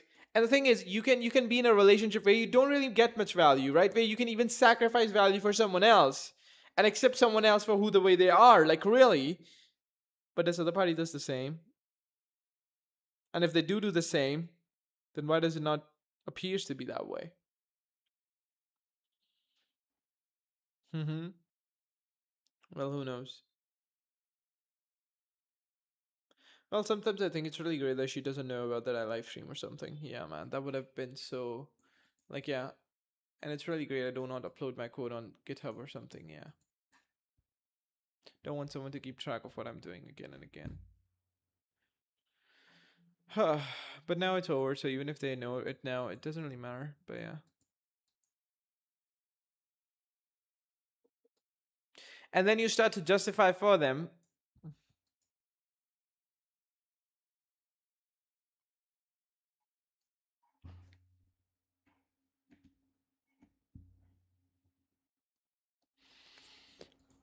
Oh man. Oh man, no matter how much I think, this time I really failed, man. Like in my past relationship, I've been really, you know, this relationship was really different, man. Taught a lot. In the past relationship, I was never being this transparent that I was in this relationship for some reason. And yeah, it's because of like how incentive tends to be, how the relationship happens to be, have a lot more morality compared to the past ones. So I guess in order to reduce intensity, I doubled down and showed all the things. But I realized transparency didn't actually give me any leverage, any symmetry, or any advantage at all. All it truly did, all it truly did, is make me more vulnerable. And I think the person that I was with wasn't really that, like, yeah. I think that the biggest problem was that, I mean, if you have a person who themselves, I think, yeah, here's, it's about entropy, I guess. Yeah, that's what makes sense, because here, like, entropy is like the cost of maintaining a system, right? And a person whose entropy is high, like, okay, entropies are like a really physics terms, but in terms of that, it's like, it means, let's say, for example, anything, cost of sustaining a phone. What is the cost of sustaining a phone? You'll say it's electricity, all right? Right. And yeah, you need, like, but after some time it dies, because, like, like the battery degrades or something. But yeah, you can sustain it for a long time if you can replace the battery. Sometimes screen get destroyed because you fall it off. So you have to make sure that the phone doesn't fall. What is the cost of sustaining a laptop? Maybe a RAM or something, like, not RAM, sorry, electricity, some maintenance over time because of the damage that would accumulate or something. So there's a cost of sustaining everything. When the cost of sustaining something rises, we can just say the entropy rose. If the cost of entropy, the cost of sustaining something is really little, entropy fall. And what the idea is, anything that has low entropy is better than anything that has high entropy, because anything that has low entropy is far much more predictable, right? And it's far much more controllable, right? And if not controllable, it's far much more efficient and beneficial for you, anything with low entropy. But if you have a system with high entropy, but I think the sweet spot where there's not much high entropy and not too little, because too little entropy is like a rock, too high entropy is like a, what do you say? Too high entropy is like a neutron stars. They're constantly colliding with another star or something. Like too much entropy, like too much of a, you know.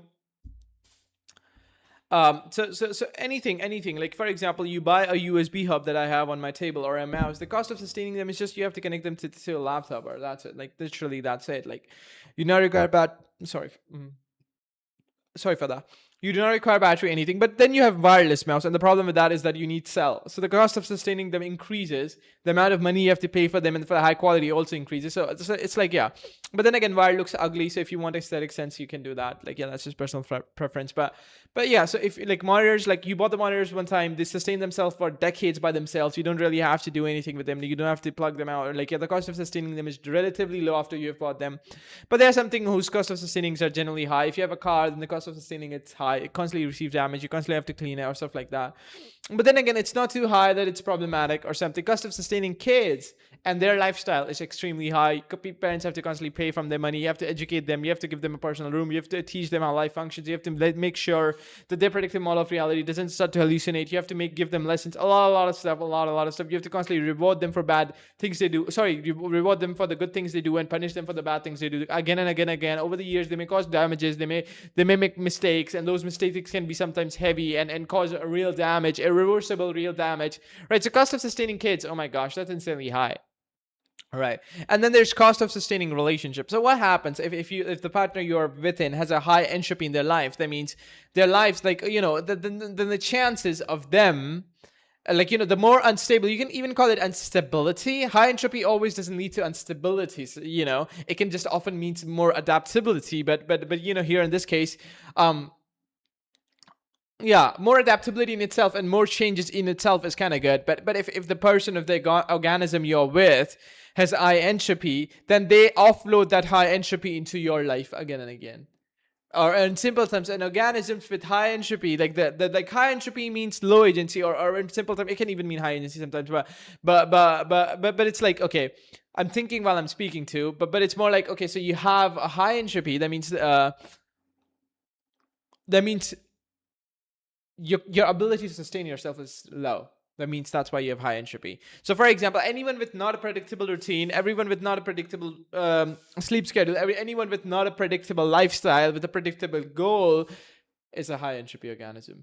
And high entropy organisms are very less efficient, they accumulate very less, they survive very less. For example, let's say a business owner is working on the same business for the last 7 years, earns millions of dollars in a bank account. A guy have $7 billion in the bank account. A guy who start a YouTube channel, right? A guy who start reading books. Next week, quitted them. A guy who start gym, right? And then quitted it, start a YouTube channel, quitted it, start eating good food, quitted it, start going to gym, quitted it, start reading books, quitted it. That's a high entropy organism. They are not able to sustain anything. That means there's high entropy in their lives, right? They started learning, let's say they wanted to get a degree, they studied for it, didn't pursue it, right? The only thing they sustained, right, let's say per se, was like drug addiction or maybe phone addiction or something. So whatever they're doing, whatever they're sustaining actually is sustainable in itself, but it spikes uncertainty in different domains. So for example, here's the thing. If you can't sustain a battery, you can't sustain a wireless mouse, because a wireless mouse requires a battery. Sustaining a battery pretty much means buying it from the market, right? So if you can't sustain a battery, you can't sustain a mouse, right? So yeah, right? And sometimes what happen? You can't sustain the mouse, but you can't sustain the battery, right? Something like that. So it's like when okay, it's really hard, but per se, if you can sustain pleasure per se, let's say you have ice cream in the fridge, if you can sustain pleasure, but you can sustain, let's say, savings, right? For each time you want to sustain more pleasure, more dopamine or something, like, more prediction errors. What you do is, like, you constantly go in the market, you buy. All right, you buy stuff, but now sustaining money becomes harder. Let's say your bank account has a savings of $1,000. It's like, it's the relationship, right? So if cost of sustaining something, right, that if you're sustaining something, sometimes what happens, if you're sustaining something, increases the cost of sustaining multiple things. If you sustain Instagram 6 hours a day, then the cost of learning rises exponentially. That means ability to sustain learning plummets, right? Right. So if the cost of sustaining electricity explodes, then the cost of sustaining laptops plummets. You won't be able to sustain laptops and phones and chargers and all the different kind of stuff that you sustain if charging one phone costs you about $1,000, right? If electricity is so scarce, then the cost of sustaining these things, it pretty much explodes non-linearly, and you won't be able to sustain. That's what happens. So if a person has a high time sustaining things in their lives, or if they're sustaining things in their life, that causes exponential instability in relationship, and that like the channels, they become a channel. So, for example, electricity, if the cost of sustaining electricity explodes, then the cost of sustaining per se laptop explodes. So if someone has a cost, like if someone is not able to sustain their lives, and the cost of sustaining their lives explodes, then the cost of sustaining a relationship also explodes simultaneously, because those are interconnected. Simple. So if you're in a relationship with a partner who cannot sustain themselves or maintain themselves and are unstable, constantly fluctuating, not predictable, right? Then what happens is, like, okay, they're constantly adapting, changing. Like, what happens is, like, okay, nothing sticks in their life, so that nothing sickness also drives, like, so they're more unstable, and that instability gets transferred into your life, and you act as an observer or someone who observes instability, right? or or if they are sustaining, and what happens sometimes, something else entirely happens, right? For example, they can be stuck in a tractor is kind of good idea too from cybernetics, but if you think in a different way, a relationship in itself becomes something that spikes uncertainty for them, right? Or spikes, or the cost of sustaining it becomes like, for example, you are in a relationship, and relationship takes a lot of time, lots of effort. So, for example, you have a partner, so you're actually paying them a lot of attention, you're paying them a lot of what they say, you know a time or something. So time, right? You don't have, let's say you do a lot of Instagram, you have a bad habit of consuming 6 hours a day on Instagram, and now you have to give 2 hours a day that you were using to study to the person that you love or something.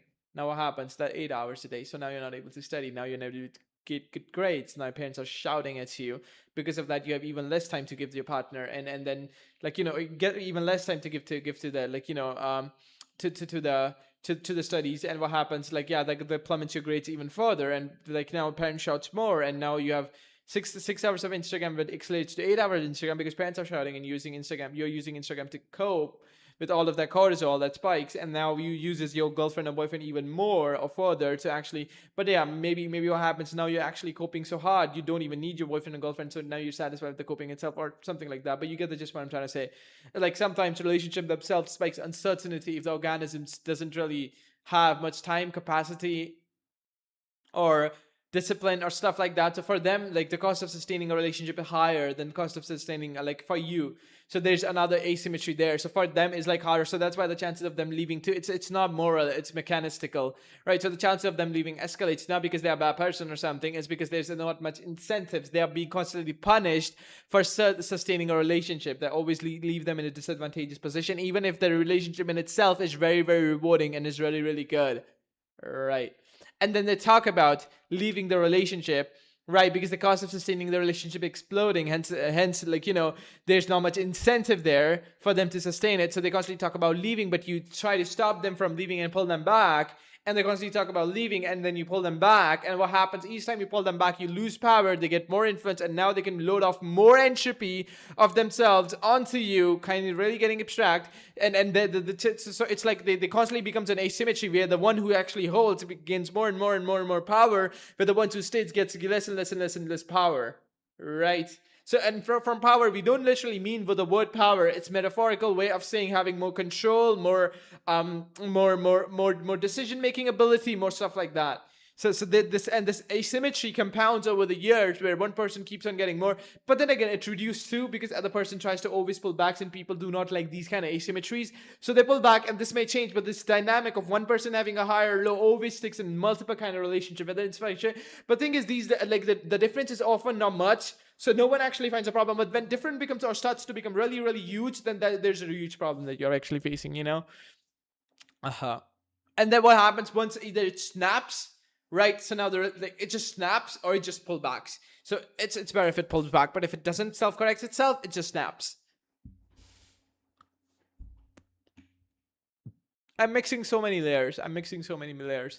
Hundreds of layers. I'm not gonna lie. I'm mixing so many layers, so many ideas, self-correction, and self-regulatory systems that regulate themselves using feedback. That's entirely different topic that I added in the end. So yeah, it's really hard for a normal person to understand, but If you understand what I'm saying, you understand what I'm saying. And then again, if the idea is not really defined, the entropy part of the idea was kind of like misplaced. We could have actually replaced the entropy idea with something else entirely, with something like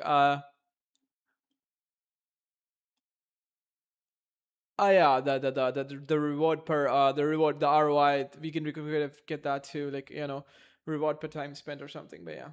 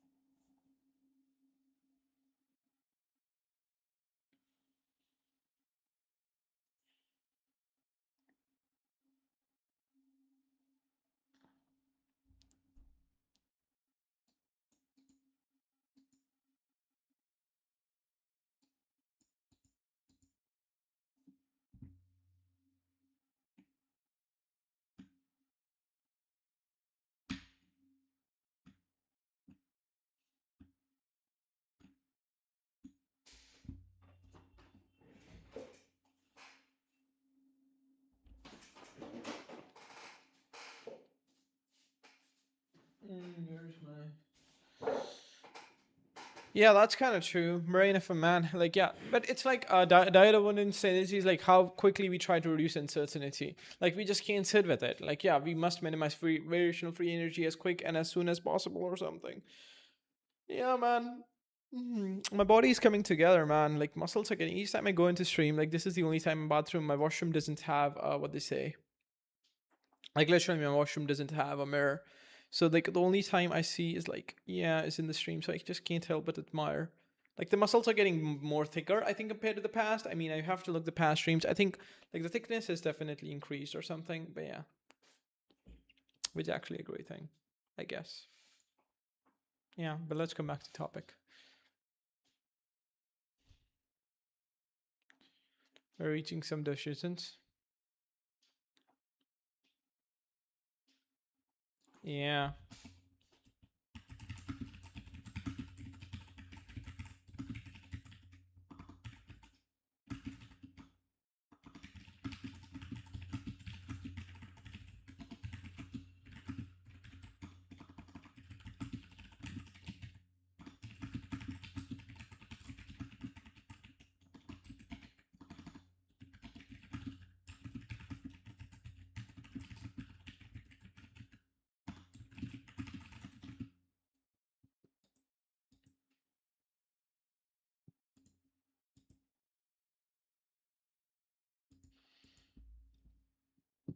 Hmm.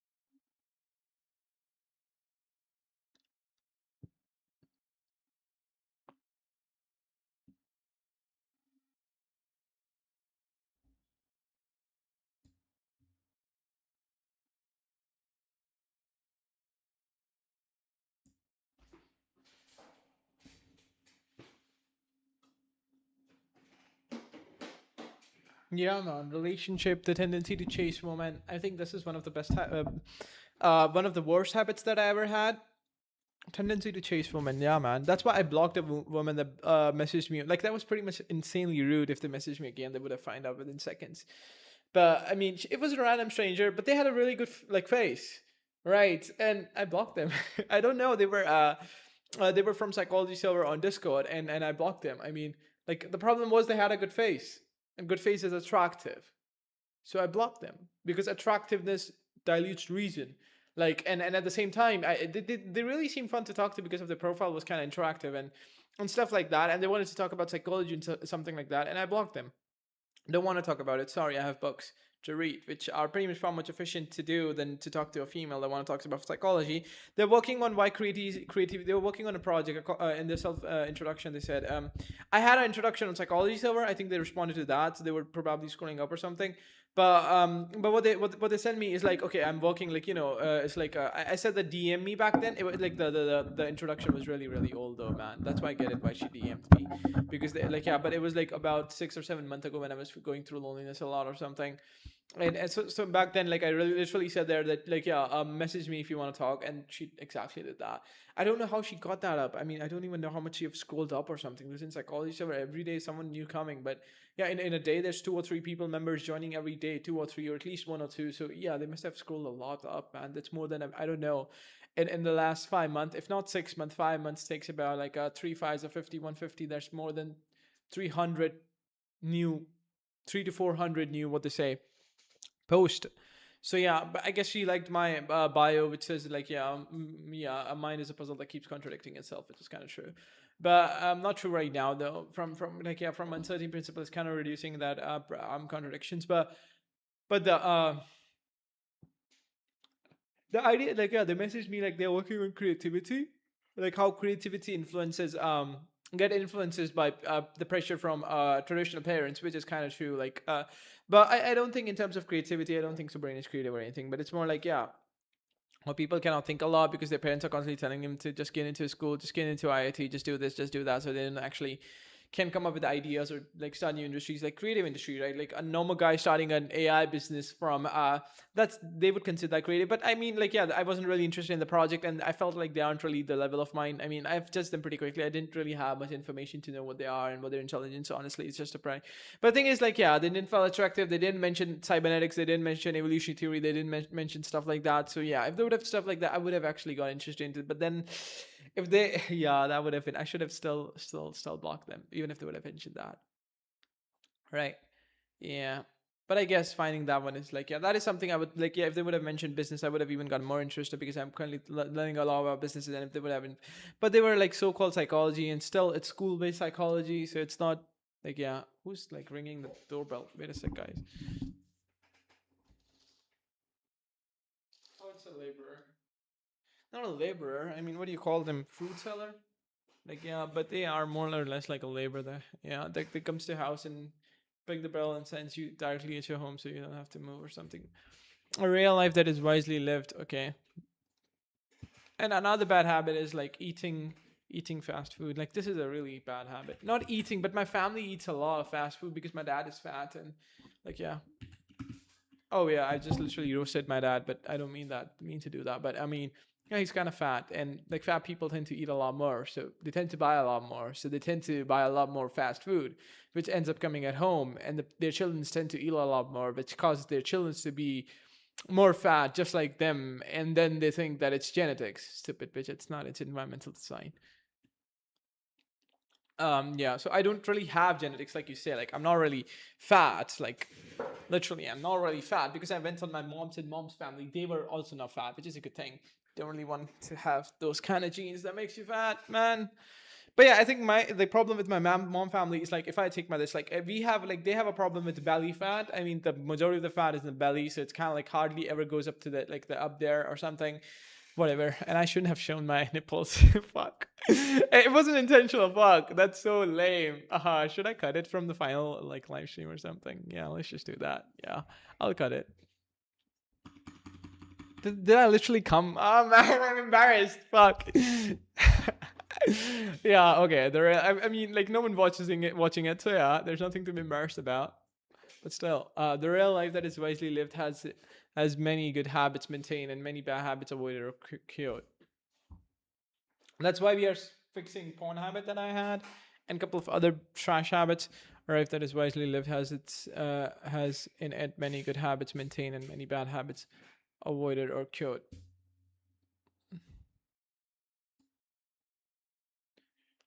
A rule that helps you again is Frankenspurla.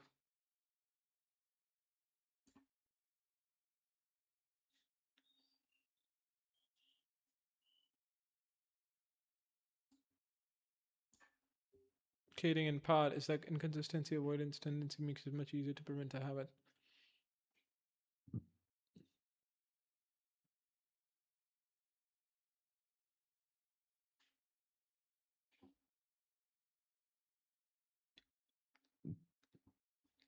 Yeah, and they are uncertain, and it causes for them because now they regularly have to shift down there. Yeah, because if you regulate through the edge of food, that means you are getting dependent on it. That's why I must avoid. That's why I must avoid the market stuff. Man, it's yeah, man. Food diet controlling diet is really hard because environmental control happens a lot more here, I guess. Because yeah, my mom doesn't relatively build a lot of healthy stuff, man. Maybe I should get a cook in the future. Yeah, but then again, it becomes a chain. I've been eating outside stuff for so many years now, man. It's like another something as big as porn or yeah, and it's harder because like porn can be removed because like yeah, it requires you, but outdoor food is like sometimes my like we only have outside food and you can't eat the home food or something. It takes a lot of like, yeah, environmental design constantly forces me to eat outdoor stuff. Indicating in part is that the inconsistent and one intensity makes it much easier to prevent a habit than to change it.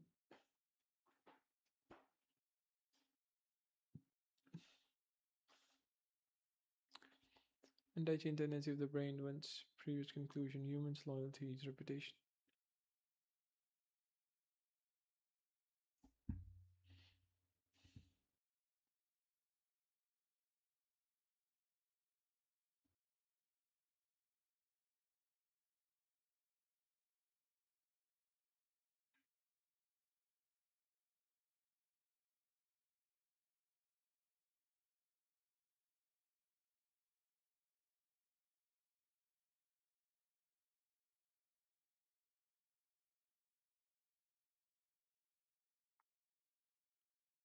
Changing a response identity, yeah, identity persists. That's why identity cannot change. Identity is like compressed, a compressed form of how did you reduce density in the like yeah.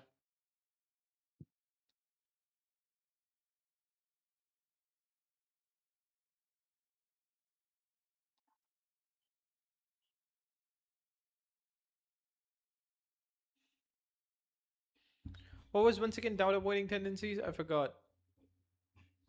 He created his own metaphysics. Yeah, elimination of doubt or removal of doubt or avoiding the doubt.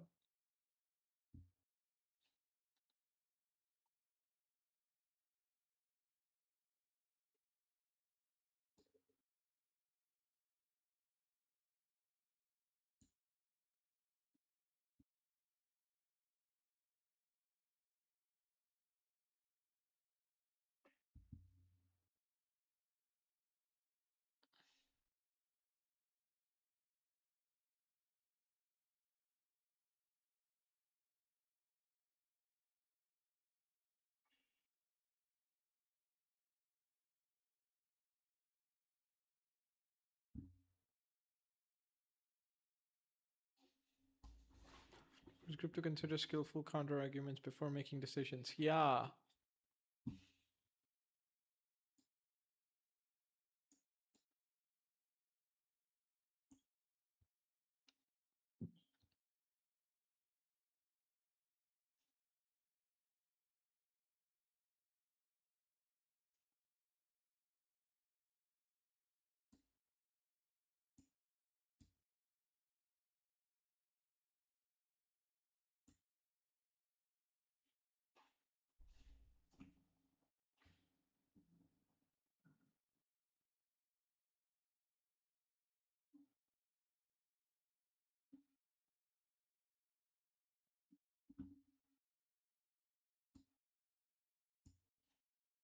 Inconsistent with the prior generative model.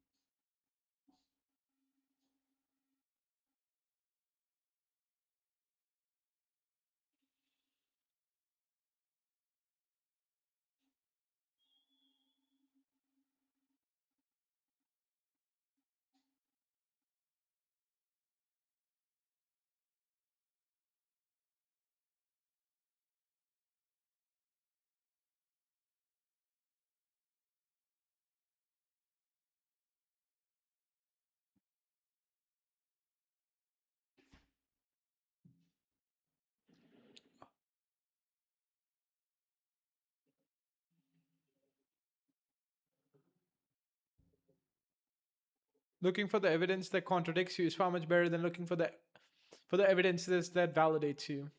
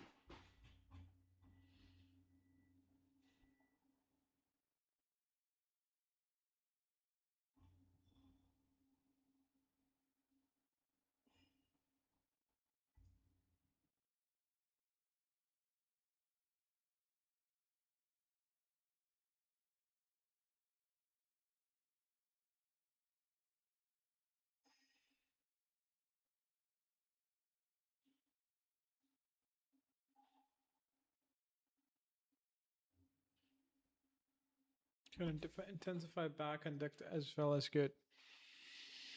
Mm.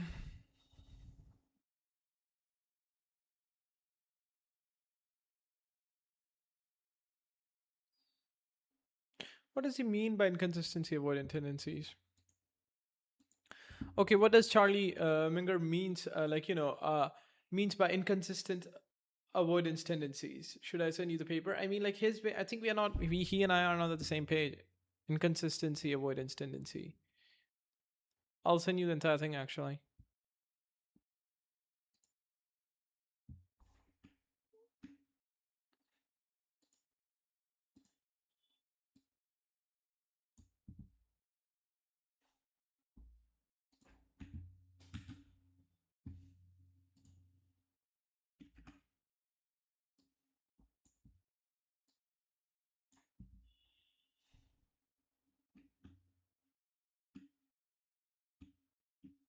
No, that's just too small.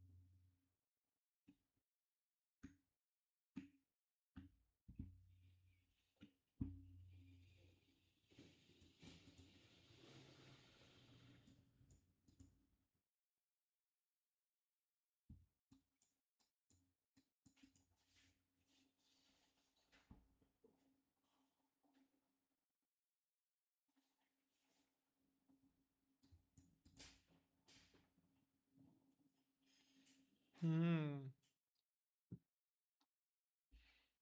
But it's not that I dislike, it's just that there's not much enough evidence to contradict that because they have entire letters of framework and hundreds of thousands of priors are connected to that. So that's why it's become so harder to actually stop doing it. The way it becomes a source of regulator. That's why they stick. That's why we have tractors. That's why I have it persist for decades.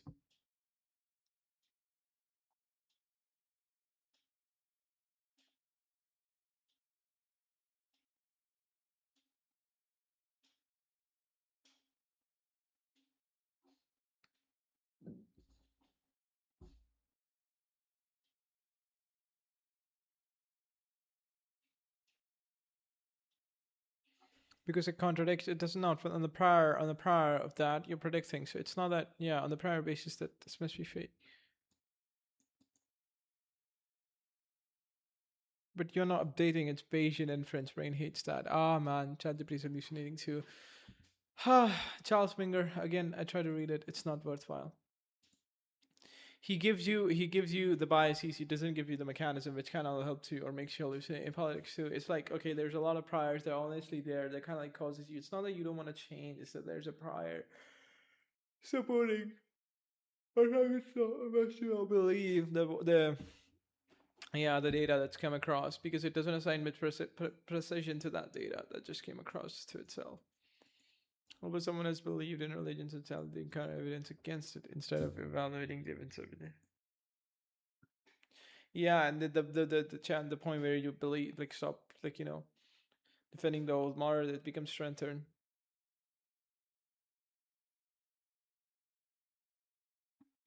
Create a contradiction they can't resolve.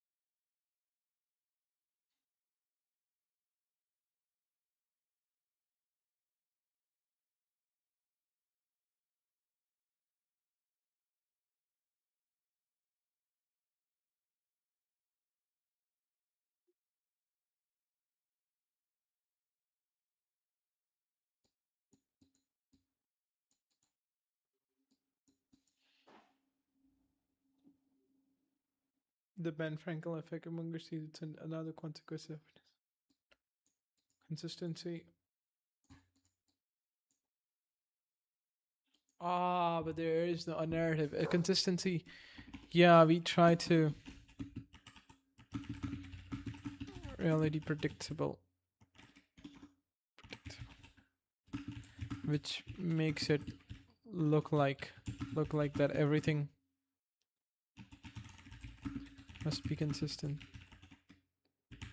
but it never is it?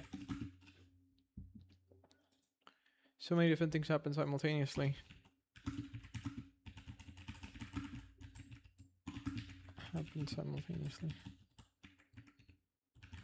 And our desire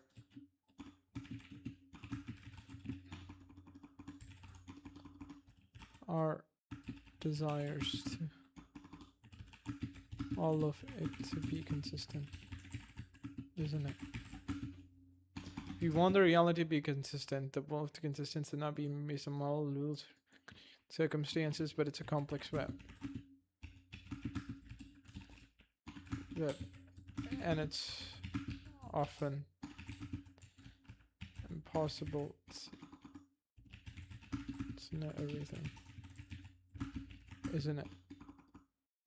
Even the person that appears to you like the most, like, yeah. That's why when my girlfriend was with me, like, you know, she had a lot of affection. That affection was probably real. Was real. But the problem was the conditions, the circumstances, the time it took, and all that. So that was like pushing her away, and then our own stability, and that's like multiple things. And even that instability, maybe not even true. Maybe that's just a lie she told me. And then there's deception. There's slightly going into. So there's like, okay, so I can pretty much know affection was real. Like oxytocin was really firing in her brain at nights, but what I do know is like there's messy data.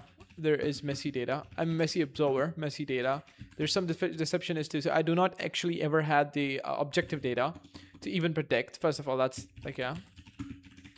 So, and what else do I not have? So I do not have objective data. I do not have predictions that you can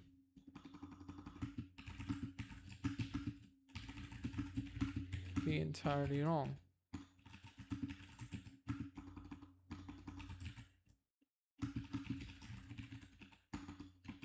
Each new prediction.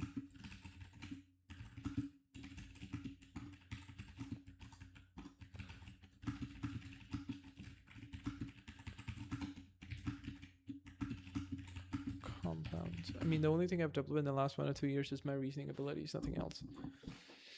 An ability to spot patterns, ability to look at things, ability to, you know, environmental design beats willpower always.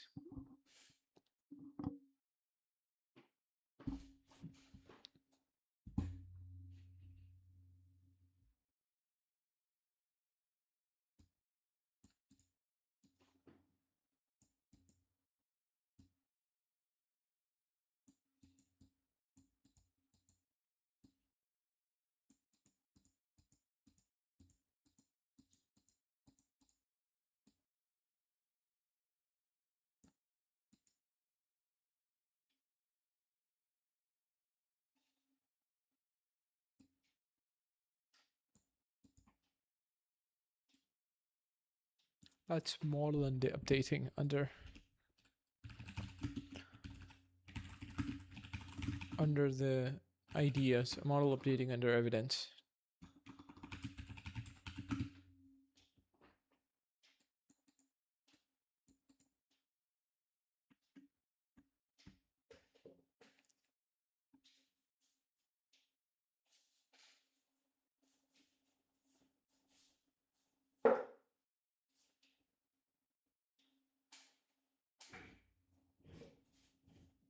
But a lot of things are pointless, but not pointless. I mean, at the end of the day, they do help updating the model. But then again, yeah, so even the very idea that was pointless updates the model. So it kind of like wasn't pointless in the long scheme of things because it allows you to achieve as a regulator to achieve your regulation effectively, better compared to past.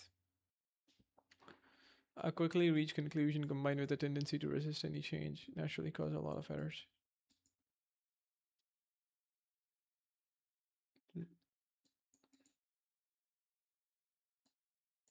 And you seek discomforting evidence, welcome reason you might be wrong.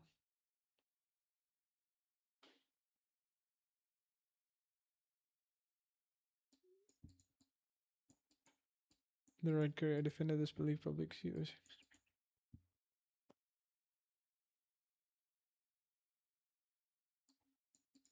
But they kind of tend to value. difference of value, what they can see. So the data reaching them is different. Difference, of course.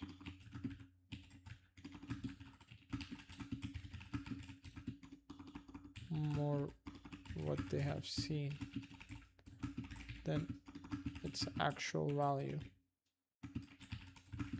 Ain't it? That's like literally how it goes. So it's like, it's not that they want that to do it, it's like, yeah. And then there's more precision in doing that, so there's more incentive doing that, because like you have to maintain an identity of yourself in the society. So if you just say that you're, there's more incentive, which increases the precision in doing that.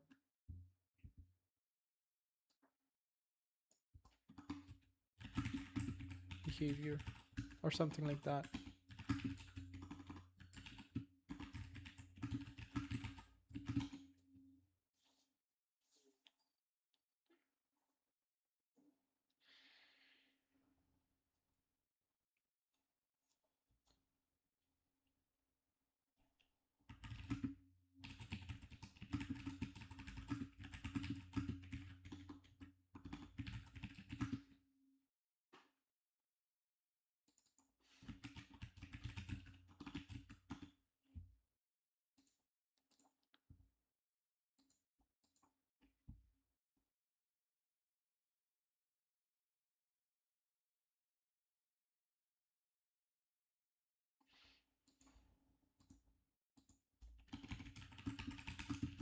No mechanism. It's only processes. And that processes may contradict the identity of yours.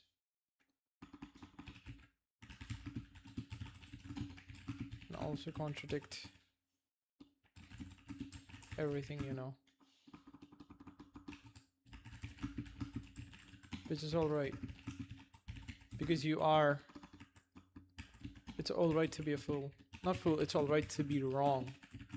The more wrong, the better. Right, and you must get a lot of more information asymmetry by reading books, because like, yeah, only then you'll be less wrong. And like, for example, my mom is sad, let's say. No.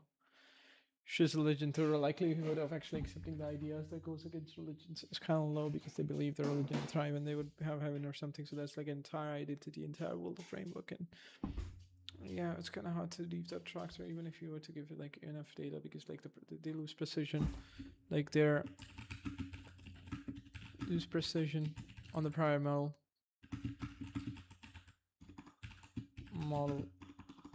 or data,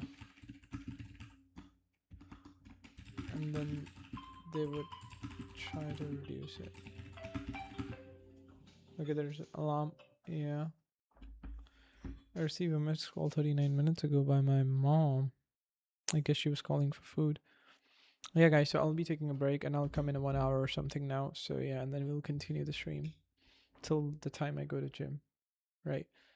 Yeah, most probably. So yeah. Yeah.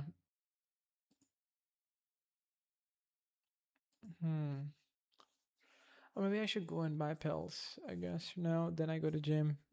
Then in the afternoon I can stream again, actually. But yeah, let's just see. Yeah, let's just